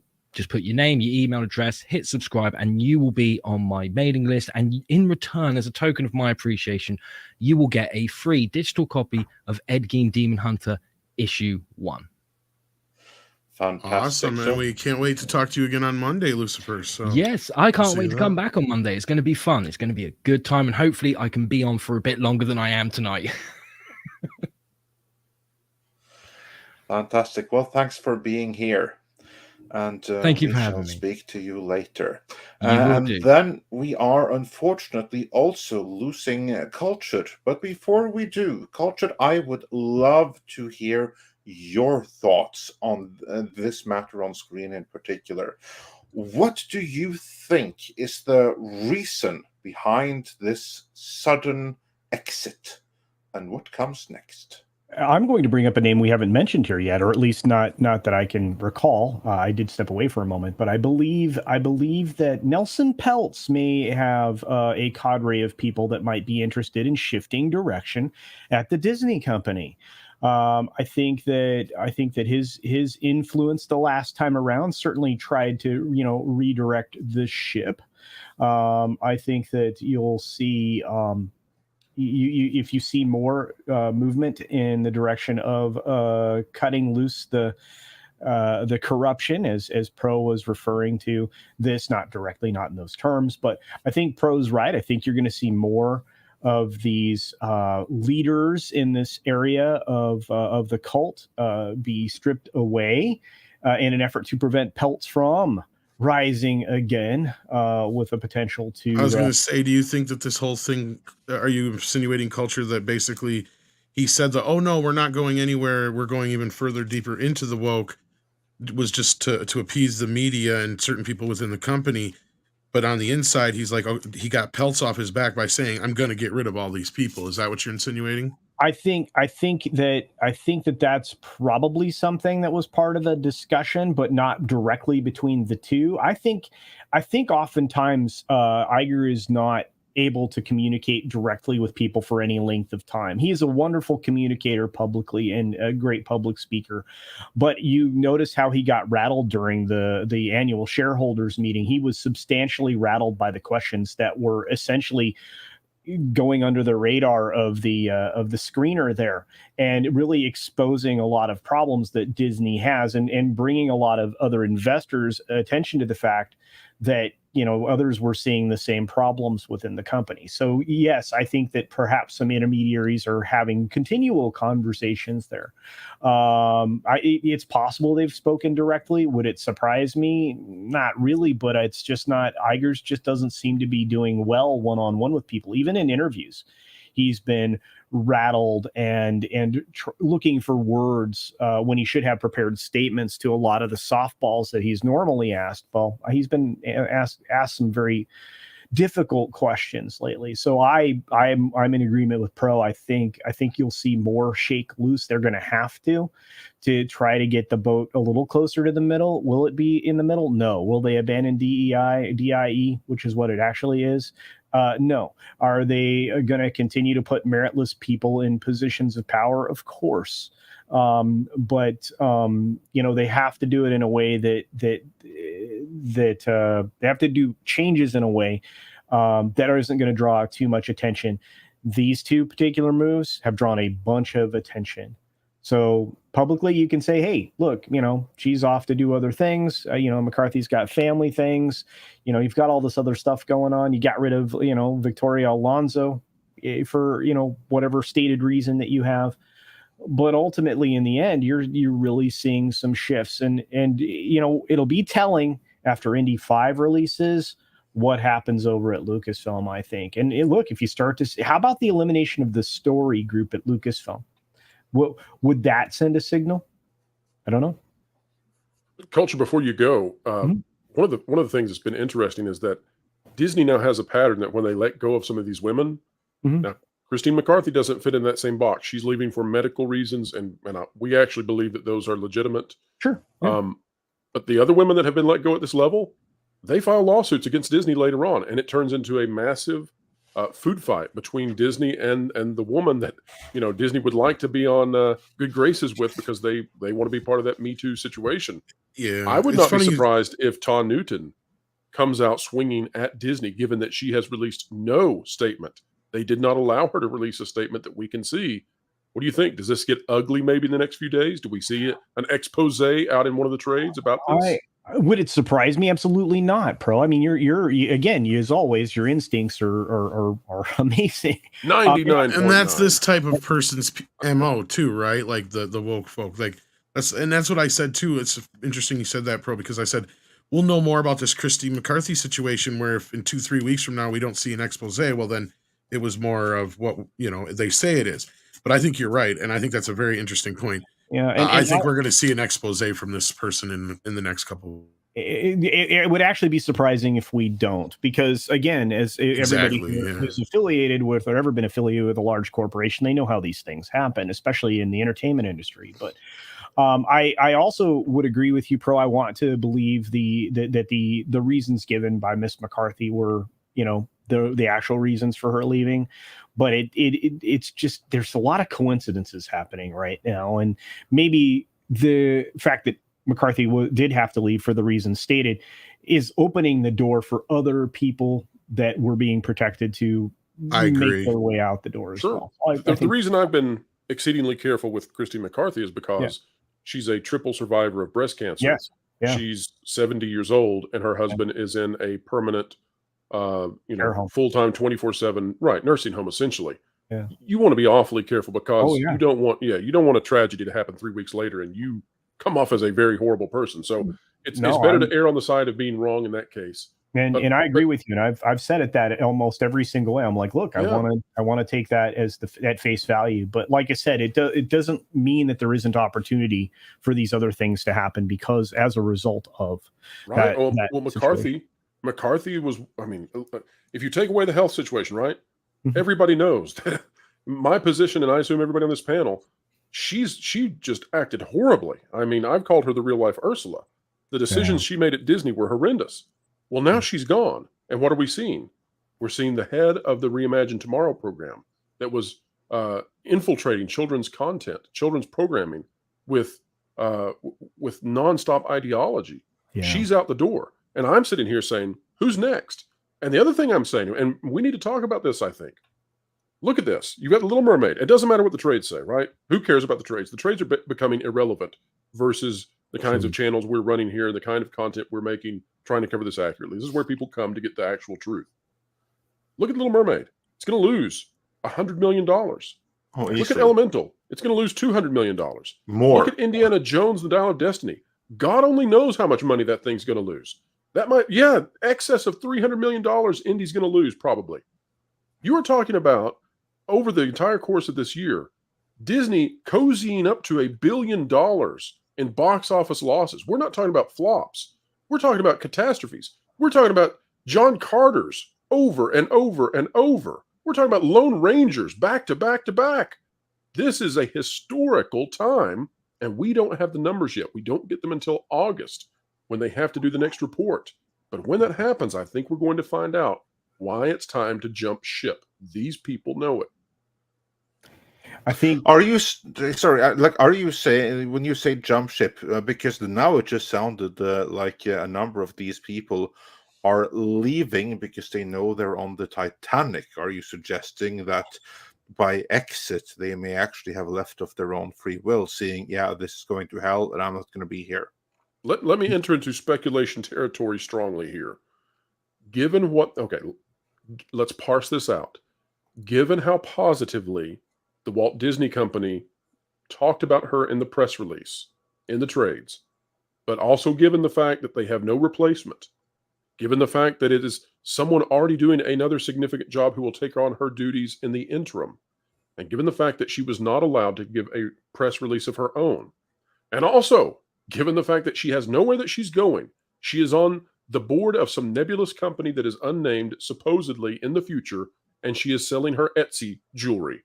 Remember, this is one of the most powerful women in Hollywood who will now be selling Etsy jewelry. And they have that jewelry, the value of the jewelry when she lost that job, make this for what you will, the value of that jewelry plummeted to as close to zero as the macaroni art on your refrigerator that your child did. Now, given all of that, here's my speculation. I'm going to say that in the environment where Bud Light is going through what it's doing, Target is going through what it's going through, these other companies are experiencing these things. Let's just imagine a world where Disney came to her and said, we must moderate. We are not going to put X, Y, and Z forth like we were going to do in the past. We know this is what happened with Victoria Alonso, by the way. They wanted to remove the some of the insignia that was in support of the alphabet stuff that we've talked about here that will avoid us out of trouble. They wanted her to remove it out of one of the Marvel properties, and she said no, and she got in big trouble. Well, what if they did that with Tom Newton? What if they said, you know, the stuff we were going to do this fall, we've got to moderate. We can't find ourselves in the same position as these other corporations. Cut it out. And what if she looks at the numbers, she figures out where the company's going, and she says, no, you'll have to fire me. And they say, okay, you know, we've had a great relationship with you. Bye-bye. And she's probably sitting there. Now, again, we're in full speculation. I'm just looking at how this plays out and what we have so far publicly. It could be different. However, she may have looked at this situation and said, I can make far more if I go after them after this than if I stick around with this company and watch it go down and I get this put on me, right? Why stick around with this company and have this put on me when I can exit, become a hero in the press, take them on legally, get my settlement like Victoria Alonso and Karen McCarthy, who's over there at Lucasfilm. Let's have some fun with this instead of sticking around. Again, speculation, but I think that might be what's happening. Wow. Okay, but as we both look forward at the August 9th numbers, right? Because that's what we're looking at for Disney, and the fact that we know that their projected EPS is going down, and and it's going to hit the rather low side, on the earnings equation. There's a chance it's going to actually go to the lowest estimate, which will be about 53 cents of earnings per share. Deb, do you think that this is an effort? These maneuvers are an effort to try to stymie some of, again, what I suggested, the Nelson Peltz factor entering the building again? I think you're going to see executives exit either of their own accord or not as a result of them being asked to do things which are repulsive to them. And the only reason they've been able to do them in the past is because of where the Walt Disney Company was. It was untouchable. Now that it is faltering and falling, they have to do these difficult things and go against what they have said, what they've alleged are their deeply held beliefs. And I think that's where you'll see these executives exit either of their own choosing or being forced out, however you want to phrase the pressure they're going to feel. But what do you do when you've hired actual ideologues, people who hold these beliefs religiously, that they're supposed to crusade against, as Samuel L. Jackson has said, the 50% of the world that is made up of redneck oppressors? What are they to do when Disney comes to them and says, we're going to have to not push the rainbow this month. We're going to have to not push Reimagine tomorrow this month. And then they say, over my dead body, I'll leave before we do that. And Disney, being in the financial position it is, says, well, I'm very sorry, but we're going to have to do that. And then the other thing, Culture, and by the way, I've tricked you into sticking around for a little bit longer. But hopefully that's a sign that we're having an engaging conversation here. But you and I always do. I appreciate these moments. So, but the other thing you have to wonder about is, as some of these executives leave, they have been the ones protecting these studios, these studio heads. When you have Peter Docter over there at Pixar, insulting the audience, talking about us as if we've been trained like dogs, talking about how the characters of Lightyear were too complicated. That's why people didn't go see it. They couldn't understand Lightyear. We're just so stupid. Those people are going to be out beyond the gates now. They're beyond the walls. They're no longer defended because those who would have kept them in safeguard previously are exiting the door. Christine McCarthy, big time. Talking about probably the most powerful woman in Hollywood. Now, Todd Newton joins her. She is the source of the nuttery at the Disney company. What happens with people like Kathleen Kennedy? What happens with people like Pete Docter? What happens with these other, what's going to happen with the Samuel L. Jacksons who come out and spout their mouth off and harm Disney now in the future when there's nobody there to say, no, it's Samuel L. Jackson. We'll protect him. Yeah, I think he's kind of left out there, paddling and hoping that an ocean liner happens along so that he doesn't drown. But let me ask one more question. Since we know that there's really been no forward movement on Iger's succession plan, and now we have no forward movement on a replacement CFO. Actually, let's just emphasize we have a step backwards because Christine McCarthy was widely reported to be the next CEO after him, which we all thought was really weird at the time. And then when she left, the trades conveniently forgot to mention that. Yeah, that was funny that they didn't mention it at all. But I to continue along that train of thought, how many more people are they going to have to go through until they ask Iger to stick around a little longer? And is that could he be that nefarious in his planning that they want him to stick about a little longer? So Bob Iger will not leave his office. Mm-hmm. He did not leave his office when Bob Chapek came into the position as CEO. Many people do not know that. Yeah. But Bob Iger kept his office because Bob Iger remained on as a consultant receiving consultation fees. That means that when he was out there criticizing Chapek publicly and fomenting resistance to the CEO that had replaced him, he was essentially insubordinating his own boss. But yet he kept his office, and Chapek was not allowed to have the office that Iger had held. Do I think that Iger will leave his office now? Of course not. But do I think there will be a new CEO? Well, that's more difficult to say, but right now I lean towards yes. Ooh. Because, well, his tenure ends next year in November. Mm-hmm. Now, we don't know what's going to happen in that time. That's a long time for things to progress. However, I think that they do have someone selected that they want to replace him. Now, again, we're way out there. And I don't want to present this even as, a rumor from WDW Pro that I'm held accountable for. Right. But I'll say this. I think that based on who they put in as the interim CFO, someone out of Parks, who's not going to stick around, that's a Josh DeMauro guy. Right. He's not going to be there. Does that mean that Josh DeMauro is probably not going to be the CEO? Don't know. That would be weird because normally that's your pathway to that office. Exactly. Through Parks, Products, and Experiences. So, but Culture, here's who I think they are aiming for. It's a lady who was selected to go to one of the White House dinners to meet with Emmanuel Macron. No. It was a white tie celebration. They only do those very seldomly in any president's span in the White House. Dana Walden is who I believe that they want to put there. It gives them their first female CEO. It lets Iger go into the consultation realm and perhaps offload some of the criticism. And we'll see what happens. But right now, that's where I'm leaning.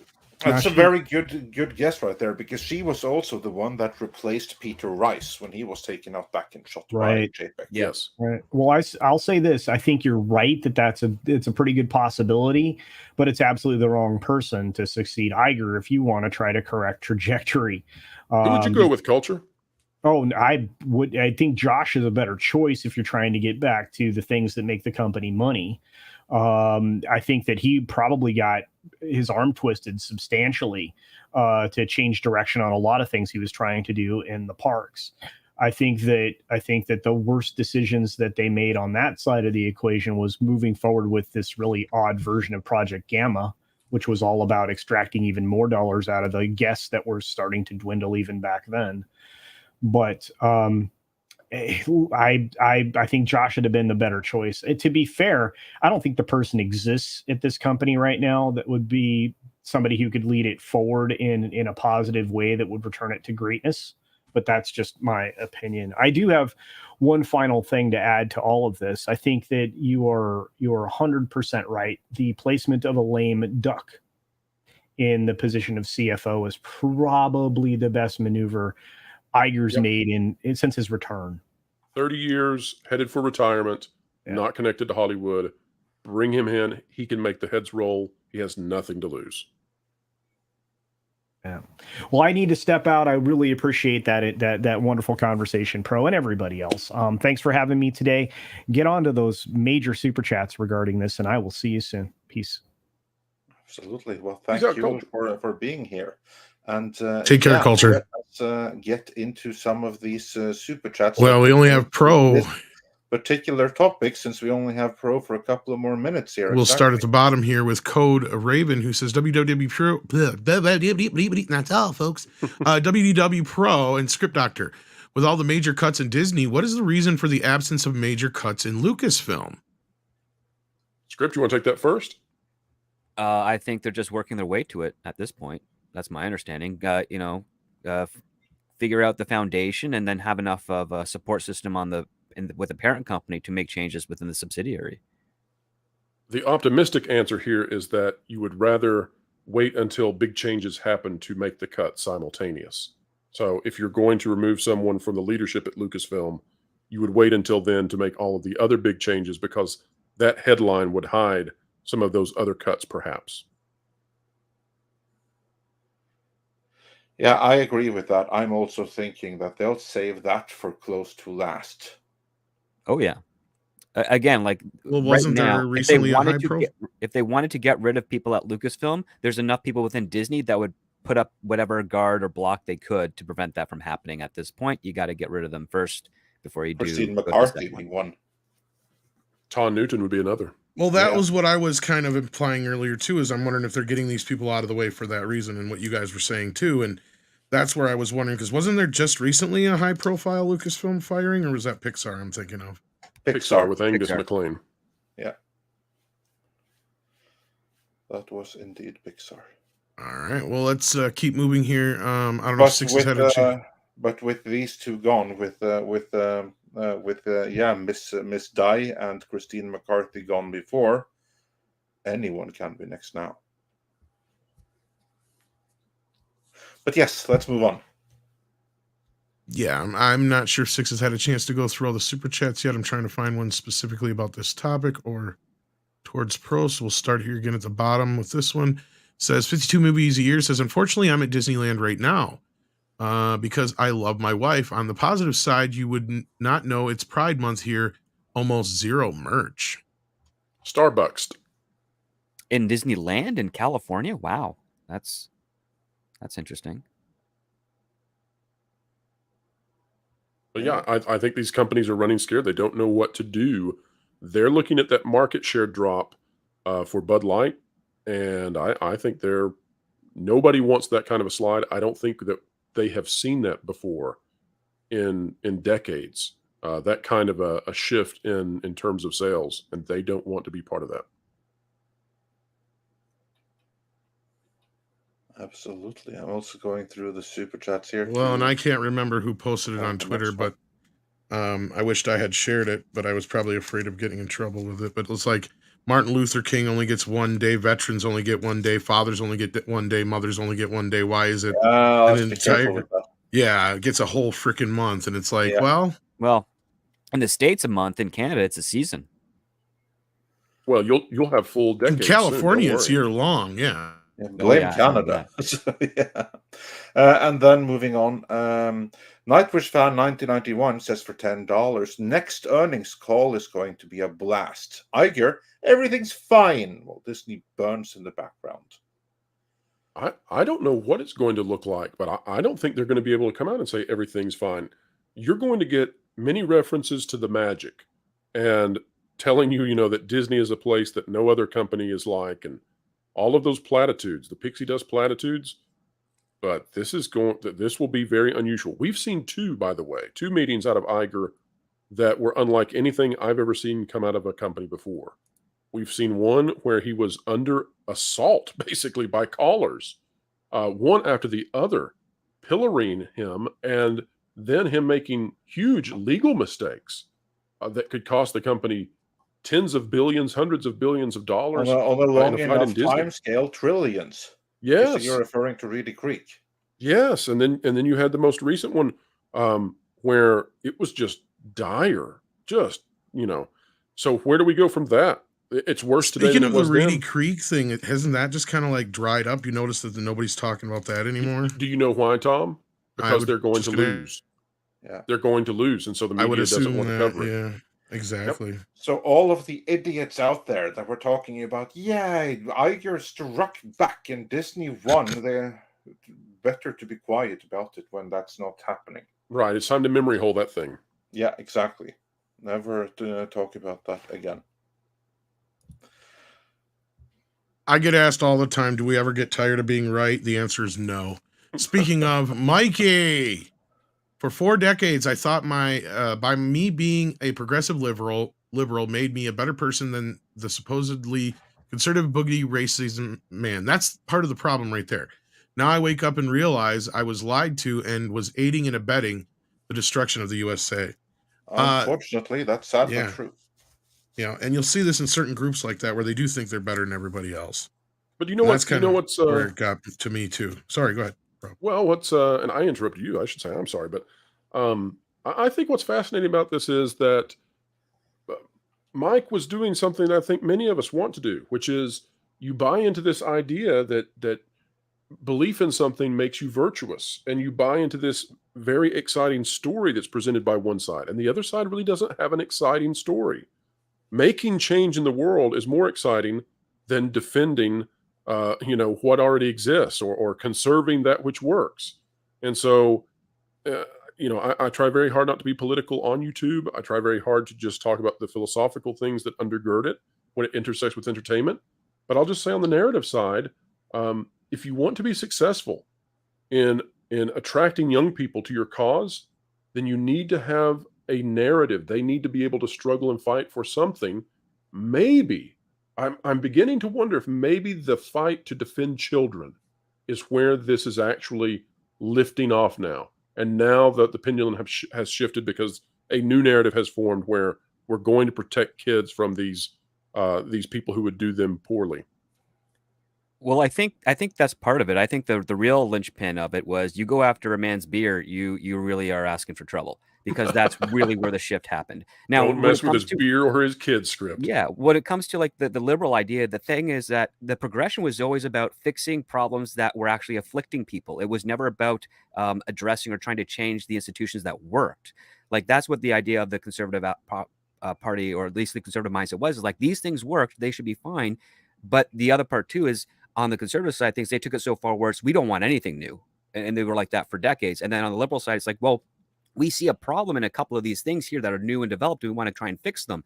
And then what happened is, because none of those two sides were thinking about working together to try and reconcile the issue or acknowledge that there was a problem, they got further and further apart. And those that just forgot what the solution, what the problem was, just that they were the enemy, drove it even further and further apart, to the point where it also comes to the point where you grab someone from, say, 1958 and you show them what the left and the right look like today, and they would be like, both sides are completely unrecognizable.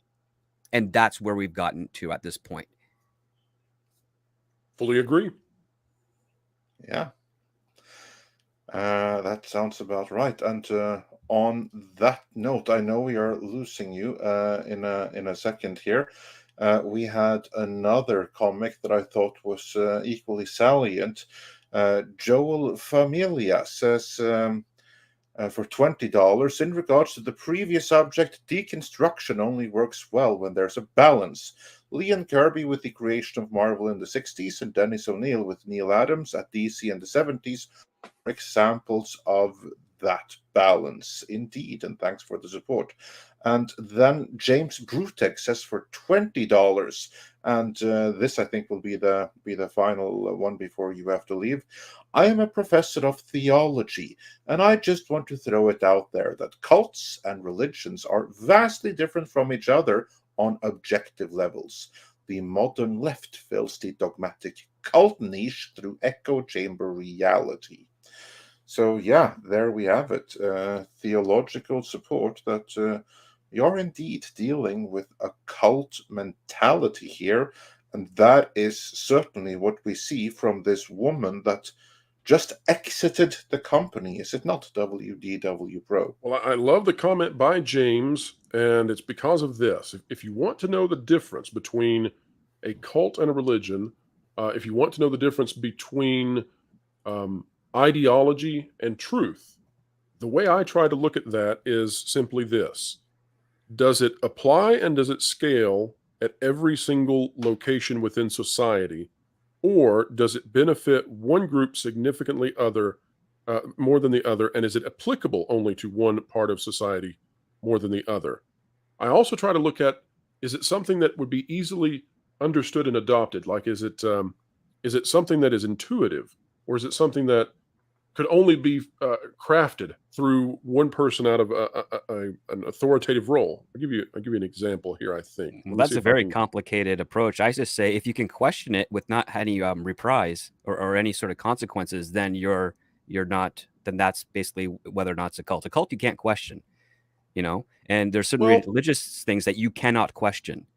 And I've experienced that firsthand across two of the big religious groups.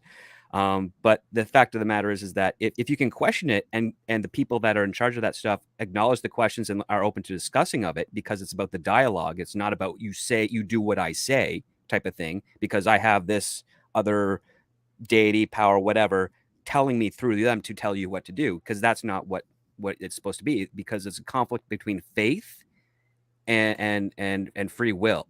And that's kind of where you have to reconcile those two, because again, we were given free will for the freedom to choose, and anything that would impede that ability for an individual to choose, I would say, is antithetical to the concept of faith, belief, and whatnot. Well, I feel like this would be a conversation we could do for an hour, and maybe it's something we need to do in the future. But for right now, yes. I know that you unfortunately have to be leaving. So I just want to say thank you for joining us here today. Everyone, do check out WDW Pro. The link for your channel is in the description. Is there anything in particular you would like to plug on your way out the door? Oh, a few things, if that's okay. I'll do them briefly. This morning we put out, of course, the video on this Latondra Newton situation. If you would like to take a look at that on a very deep level, happy to have people check out that video. Also, one of the biggest videos we've done in a couple of weeks was where we showed that Harrison Ford essentially admitted that Indiana Jones and the Dial of Destiny was reshot in terms of the ending. And based on that, Andre, you were on with me when we talked about it. Yeah, that was fun. Yeah, the James Mangold has a lot to answer for. Disney has a lot to answer for, but that video, I think, is very prescient because it indicates just how much these people will fabricate and at the same time treat you as if you are an idiot and below them. Finally, I would say that I'll be talking about the Samuel L. Jackson situation in my afternoon video, due to come out in about an hour. And we'll be doing the pro show Thursdays, 5 to 7 p.m. Eastern time. I would love to have everybody over there to check it out. And that's what we're doing over on the WDW Pro channel. Fantastic. Well, thanks for joining thanks for joining us here today, my friend. Always a pleasure to have you on. And with that, thanks for being here, everyone. Check out WDW Pro. Well, it's an honor, and as I have said it before, Andre, all of us in your orbit, and Tom as well, we owe you both a debt of gratitude. We stand upon your shoulders because of the work you did to create this ecosystem in YouTube, and for that, we are extraordinarily thankful. All you got to do is buy me a pizza. We're good. Okay, sending you pizza, folks. That's it. Later. There we go. And with that, while we still have a script here, let's go back to the top of these super chats. I believe we may have gotten this one already, but just to play it safe, Wift said for $5 Canadian dollars. Yeah, we did grab Everyone this one. seems to be pooping the new Kraven trailer, but we all thought it looked kind of fun, didn't we? So hopefully that will be fun. Depends on how serious it takes itself, I guess. Yeah. And the Master of Treks has seen zero buzz about Secret Invasion. No. Yeah, you know what? Neither have I. I think that one is going to be yet another flop for Disney Plus. Or what say you, Script? Yeah, it's I think they're pretty much able to kiss their Disney Plus content goodbye for the most part. They don't actually have any tentpole shows that are drawing in an audience or crowd. Any of the ones that had potential, they've canceled. The advertisement that, or it's not so much the advertisement, but the stuff that Samuel Jackson has said recently with regards to this could have two meanings. One, it's he's defending his friend, and two, he's probably wanting people not to see this because he knows how bad it is. and maybe he just hopes that they ignore it and rather crap on him for a little time so that he's able to maybe do other work, because frankly, over the last decade, I can't think of other films that Samuel Jackson has been in that aren't Marvel. He's been very occupied by Disney. Well, I'm sure he's happy about being occupied. I mean, not all actors have that luxury. Oh yeah, I mean, there's also the work, but at the same time, an actor wants to act different things too. That's the other part. Yeah. And then Horseradish Power says for £5 at the cinema to watch A Bonfire. Not The Flash or Elemental, but The Wicker Man Final Cut. An Asteroid City is a clever and great film. Need to rewatch. Yeah, I need to rewatch too. I didn't know we were getting a recut of The Wicker Man. No, he means the final cut. Because I saw that he's in London. I actually did see that, like in Leicester Square in Odeon or something. They are showing the Wicker Man these days. So it is the final cut. It's the cut that has been out for a few years now, at least 5 years. The final cut has been out. Honestly, that's what I'm saying. I didn't know there was two alternate versions. Yeah, I didn't know there was an alternate version. Oh, no, there is. It was like the original theatrical cut, but on that one, they've always kind of like struggled with the cut. And I think the final cut is where they basically said, okay, we're done now. This is it.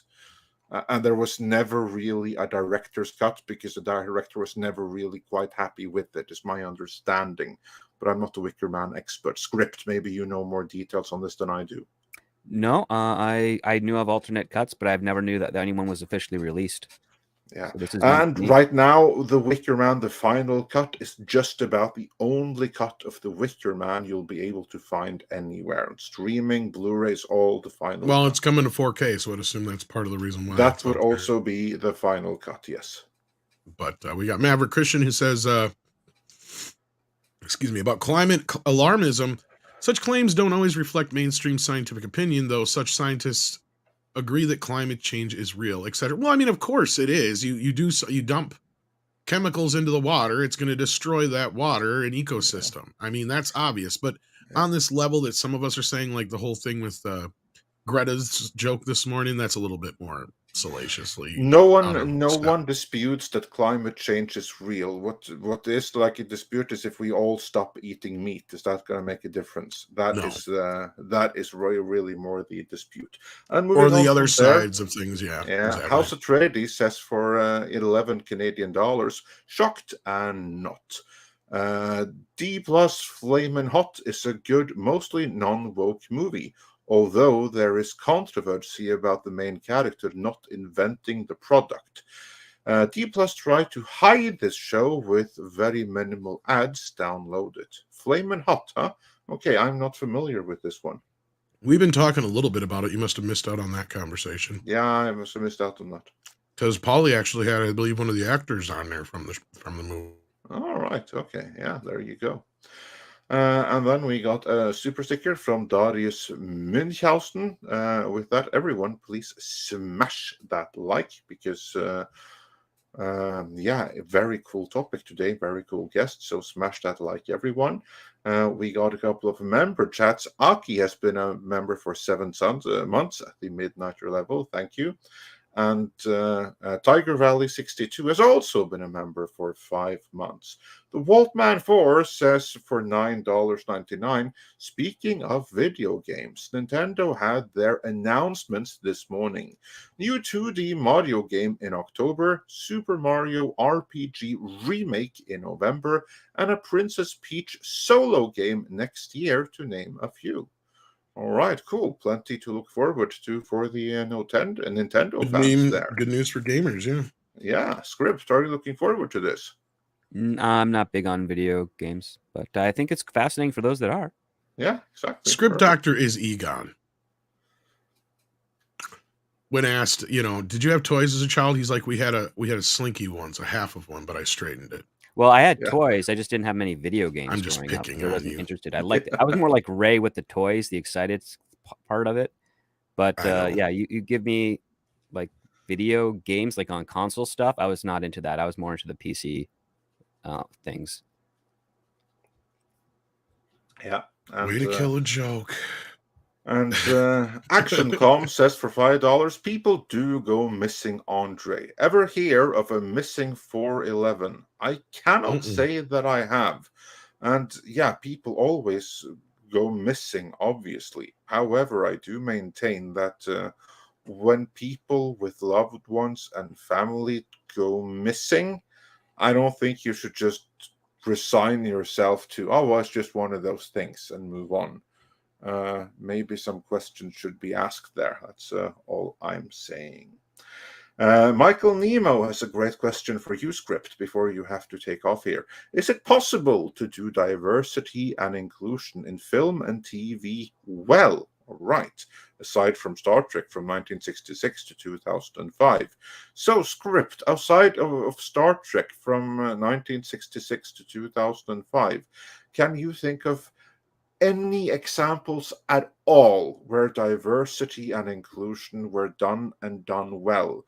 Or is this something that had to be invented in 2016? We'll be here for too long. Before. I can think of a few examples. One would be around the same time Star Trek came out, which is Mission Impossible.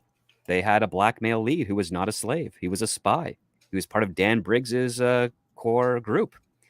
You also have there's some pretty interesting diversity in MASH because they had some female doctors and nurses there as well. That was part of the conflict. You have shows like Cheers, which had very diverse characters and guest stars coming in, various sizes, various backgrounds. They even have a whole few episodes about homosexuality and how it sexual makes dynamics. Yeah, I was just going to say that. Yeah, how it makes some characters uncomfortable, how others didn't care. It's always been around. The thing, listen, Hollywood always likes to be able to say yes. All in the family. Yeah, all in the family. They always want to address every demographic they could, just not all at once at the same time. And that was the key part. It was like, if we're going to, talk about various cultures and various things, we want to make it as authentic and intimate as possible. We don't want to cram it into something that doesn't fit. That eventually got watered down with each generation, where they're like saying, well, those other shows aren't hit shows. Like for some people think Family Matters was not a hit show when it was a huge show on ABC. And they just want to say, well, we just want the popular shows to have all the diversity and inclusion stuff, forgetting to realize that in order for a show to be popular, it has to be good first. And they're trying to take the popularity of the name and the brand and then mold it into the stuff that they want without realizing that they still have to make it good. So even into today's market, you can still totally make a very diverse cast. I mean, we had The Expanse for a few years before that was canceled and kind of went off a little bit, was doing it quite well. And it was doing it in a way where it didn't matter who the physical traits of those people. They're like, well, we're just having fun with these characters and this dynamic. And as long as you don't highlight it or use it as a method of marketing, because it's very disingenuous form, if the quality is there, people will watch it. They don't care about the superficial natures. The only thing they really care about is if they're good looking or not. And even that, to a point, doesn't always have to be the case, because you even had a really poor sitcom that got Melissa McCarthy her career, which was Mike and Molly, about two fat people trying to lose weight. But they were underdogs and people were drawn to that and they wanted to watch it. There you go. Yeah, and there's a million examples. Like I said, we could be here all day long. Diversity is not new. It's just they're trying to pretend it is. And like Scripts put it out perfectly. The revisionist history with this idea that, oh, these things weren't as popular as you think. Bullshit. The Cosby Show was the #1 show on television from 83 to 92? And Bill Cosby was the highest paid actor in television at that time. Until he was replaced by Will Smith in Fresh Prince. Exactly, as Andre was just about to say. That was after the Cosby Show ended. And even when when Cosby came back as a retired man, basically taking the premise of a British show called One Foot in the Grave and doing his own version of it with Madeline Kahn. It did pretty well at the start, and then it just petered off because people were more interested in Roseanne and Friends, and the other competition was just too fierce for him and his reputation at that time to sustain it. They're trying to say, if they want to be more correct, is shows like Roseanne and Friends didn't have enough diversity, probably, but they're missing the point of shows like Friends and Roseanne. Roseanne is showing white blue collar America. Friends is showing yuppie America. Yep. And that kind of goes back to what Taika Waititi was saying, is like, it's not natural to see certain slices of life and expect them to have all these different colors of people on screen at the same time. It's just not realistic. Well, it depends on the location where you are. If you're living like downtown New York, it's very realistic to have friends of all different things. But if you're living in middle of nowhere, the culture. He's talking about within the context of the story, though. Is what I'm saying here is like, so if you're telling a story about, I mean, you've got Goonies, right? Goonies is pretty moving diverse. on from here because we have more super chats, and I got to get going too. Time to do it. You do too. Pilgrim Media says, is white privilege wonders is white privilege was the white privilege trope repackaged Marxism? To which I would answer no, but it has been weaponized by Marxism, or used as a weapon, rather. And then we have a member chat from Dash Attack who says, worried that despite more awareness on why ESG is bad spreading, too many well-meaning people don't understand it takes power away from customers. And of course, this is the issue. It's the general lack of awareness, and especially low information voters. Biggest threat against democracy and freedom that there is.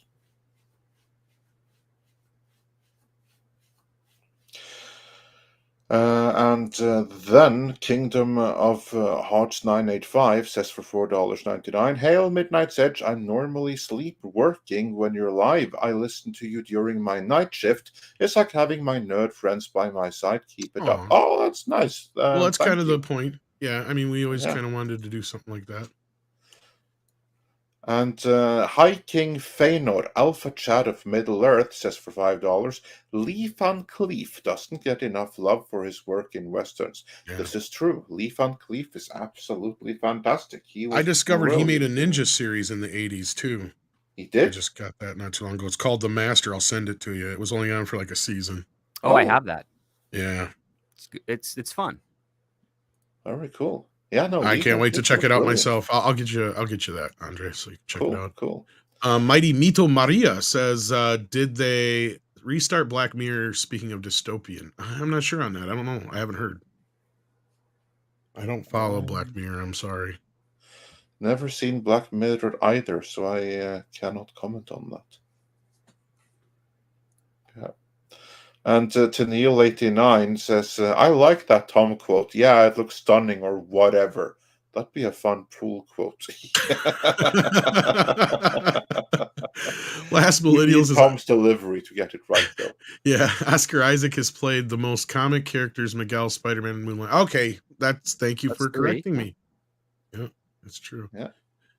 Joel Familia didn't send anything, just sent in $5. Thank you for the support, Joel. We appreciate that. And we got Steve Nato, if I'm saying that right, says, hey guys, A Secret Invasion was a great story that only works with a full Marvel roster and characters you care about. Without that, it's hollow. Yeah, and it sounds like, I mean, I've heard mostly mixed to negative reviews on this show, and I just had zero interest in it after yesterday's kerfuffle and hearing some of the crap about how they rewrote it. I'm assuming maybe script you were familiar with some of the scripts ahead of time too, like Robert Meyer Burnett, or you just were referring to what he had said? I never got a chance to read them, but Robert Meyer Burnett and some other colleagues managed to basically share certain insights and were really excited about this. But that was, I think, 2.5 years ago ish. That's when we were talking about it, and I was kind of excited for it too. That's also why I was kind of excited for She-Hulk, because apparently there was some similar crossover with the writers at that time. But we all seen what happened as a result. He still gave it a positive review, but he was griping about how they had rewritten it. Mm-hmm.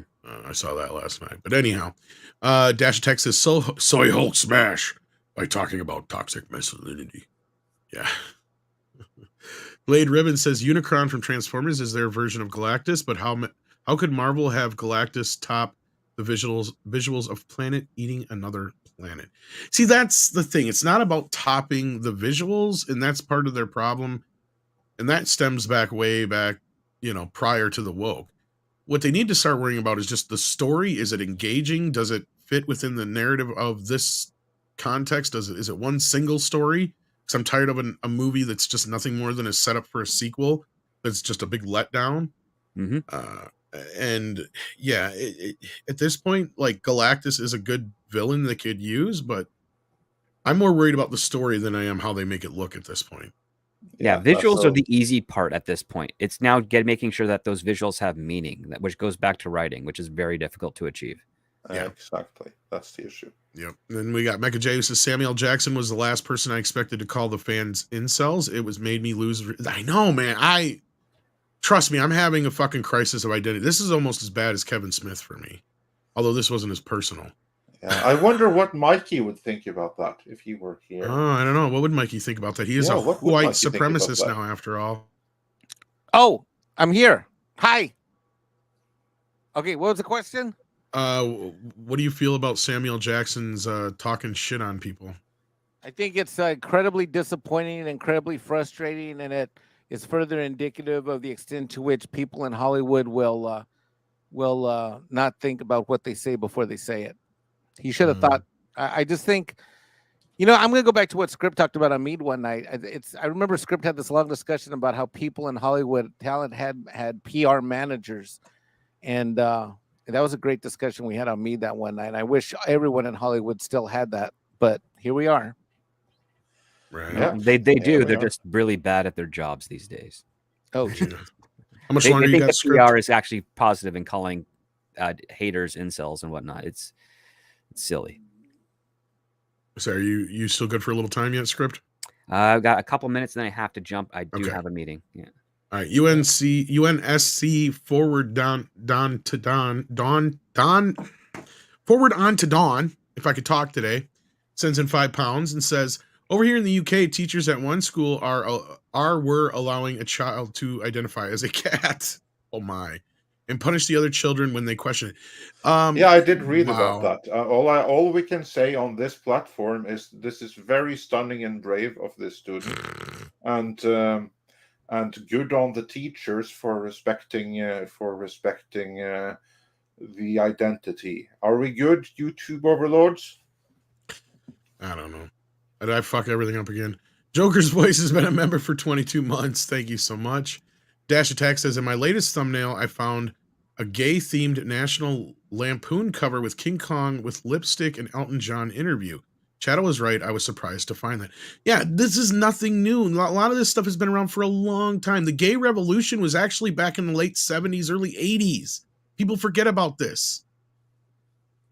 God, you should see some Norwegian covers. That'd blow your freaking mind. I can imagine. All right, maybe I can't. well, some of those things would get you insta-cancelled if they were like today. But yeah. Gotcha. Okay, X Morbius says Midnight Edge in the morning, 420, blaze it. Smoke weed every day.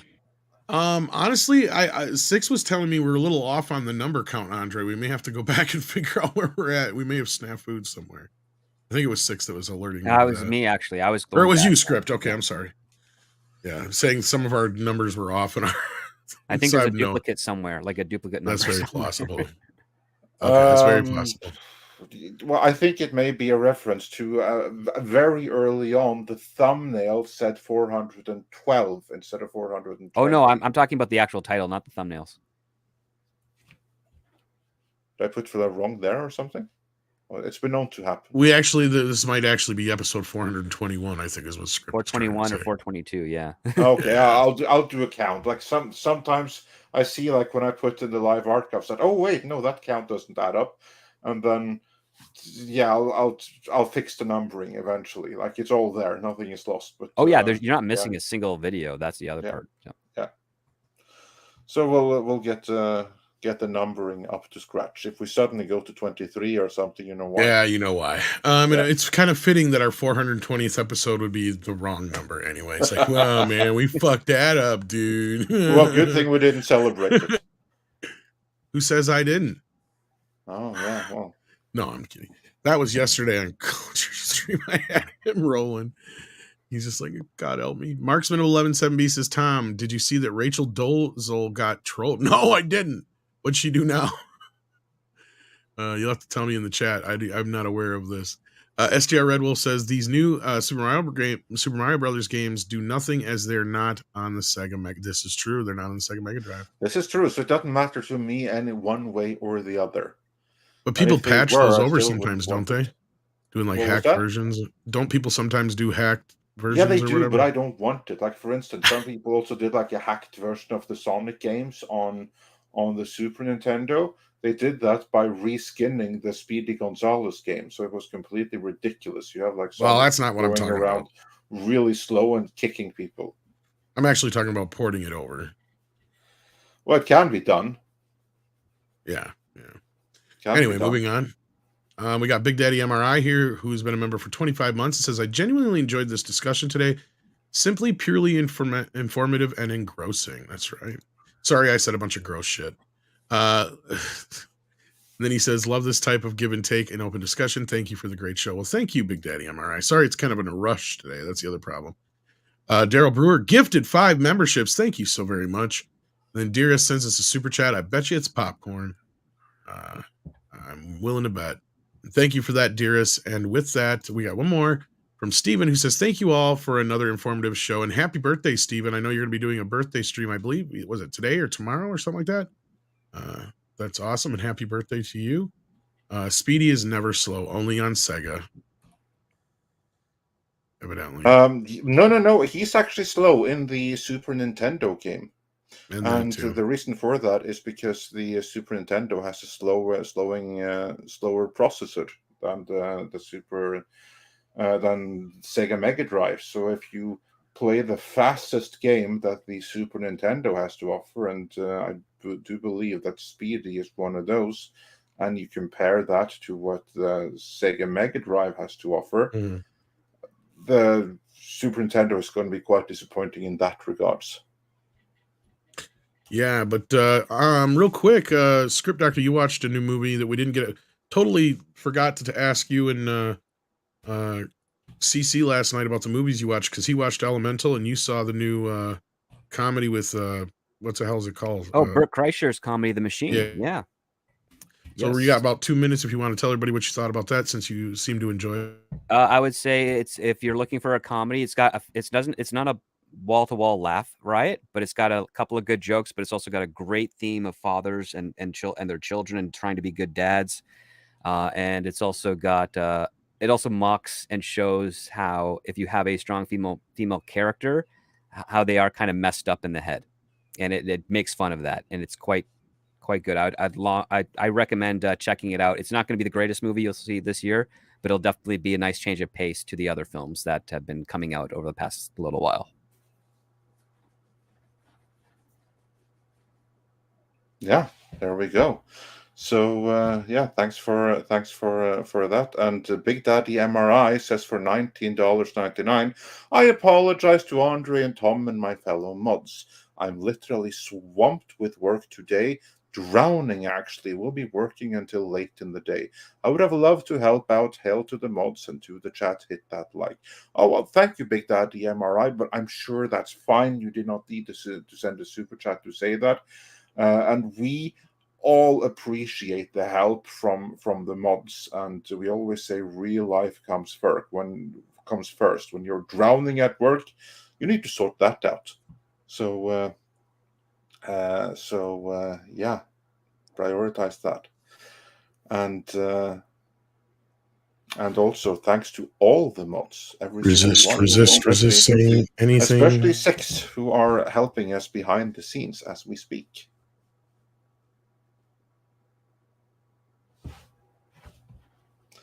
And with that, I do believe that we are fully caught up. We are. Well, then I have to bid you all farewell because I am late for my meeting. But I've been happy to hang out with you all and everyone in the chat, and I hope you have a great day. Well, thanks for joining us, and everyone, be sure to follow Script Doctor. Is there something that you would like to plug on your way out the door? No, he was late for the meeting, so there isn't. But I'll plug it for him. Everyone, go and check out Script's Patreon for some fantastic screenplay analysis, help, and good advice if you are an aspiring screenwriter or even a professional one that's a little bit stuck. So do check that out. Tom, anything you want to plug before we bow out here? Yeah, if you haven't checked out my video over on A Midnight's Edge After Dark, where I go through the history of Topps trading cards, and I talk a little bit about TMNT 1990 cards in that first episode. I'm doing a bunch of stuff with that. If you want to check that out, that'd be awesome. It takes you down nostalgia lane. Join me for those. And nobody's really watched them yet, so I'm kind of trying to push them a little bit. So normally I don't ask people to do that kind of stuff, but I'd appreciate it if you checked it out. And if you like it, come back for more. Yeah, so go check out Tom's Topps cards. Yes, and update on Sadie. She's getting the stitches out tomorrow. Yay! Woo! Fantastic. Awesome. Yes. Yeah. And Mike, you have a client call, I know, in a moment. So yes, we'll, thank you for being here, Mike. Go for that. And I may have another video drop later tonight because I had a brief chat with Kamran Pasha about the whole ESG thing in Disney, especially in light of missed diversity, equity, and inclusion. So suddenly deciding to exit the company. So do check back later if you want to hear what Kamran has to say about that. We'll probably also have a membership stream on Sunday, exact time to be determined. And other than that, do check back again on Friday, and maybe we'll have another scripted video dropping for you very soon. There's a lot of work on or a lot of news about the Embracer Group, Lord of the Rings, what's going on there, a little bit back and forth, and we're going to try to sort all of that out and get you up to speed on that very, very soon.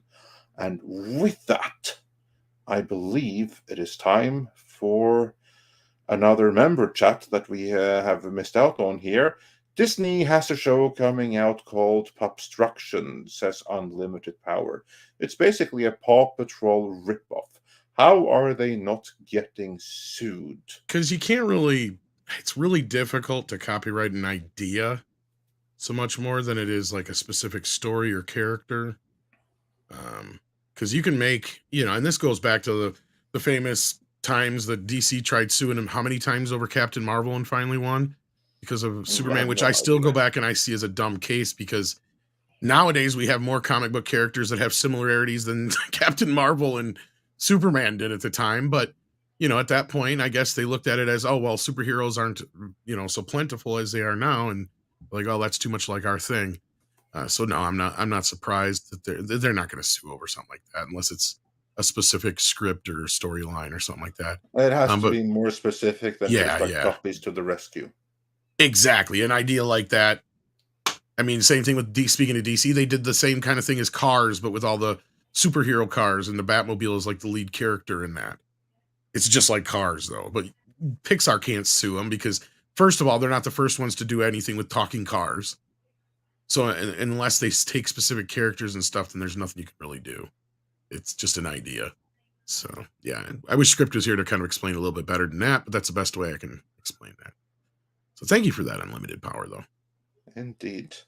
Speaking of Paw Patrol, I see they got a new movie coming out, Andre, so you're going to have to go see that with the kiddos. Oh, maybe we'll see. And, are they past that phase? Well, they may be getting too big for Paw Patrol now. I was just saying, are they past that phase now? Okay. Yeah, I mean, we're reaching the end of that for the time of the last movie. Well, thank God for you. We'll see. Yeah, indeed. Because we were talking about parents and entertainment. I like Peppa Pig. Peppa Pig is fun. They made out of their way to make that fun for parents too. You would have been great for the conversation last night. Yeah, I am very sorry to say that the owners of or makers of Paw Patrol did no such thing. Because real quick, I'll just tell you, because what it was is a I can't remember if it was a super chat or a member chat or just a regular chat in the stream, but somebody had brought up this idea of people comparing these kids shows to things like Let's Better Call Saul and all that kind of stuff. And I said, look, on a certain level, no, they're nowhere near that. But ask anybody who has kids. Sooner or later, you start to find things in these kids shows because, you know, you have to, or you'll go insane. And I can see you kind of getting in on that conversation and being like, oh yeah, I had to definitely find deeper meaning in Paw Patrol. You know, like, the beauty with Peppa Pig is they keep you entertained, so you don't really have to. As a parent, sometimes you have to figure it out for yourself too. But anyway, Mikey had to leave, so we're going to go to the koalas. Thank you so much, Six, for hopping in here, as well as all the rest of the mods for your help today. I appreciate it. And take care of yourselves and each other. Indeed. And with that, it is time for some koalas in the rain. Koalas in the rain, koalas in the rain. No fucks given. Koalas in the rain.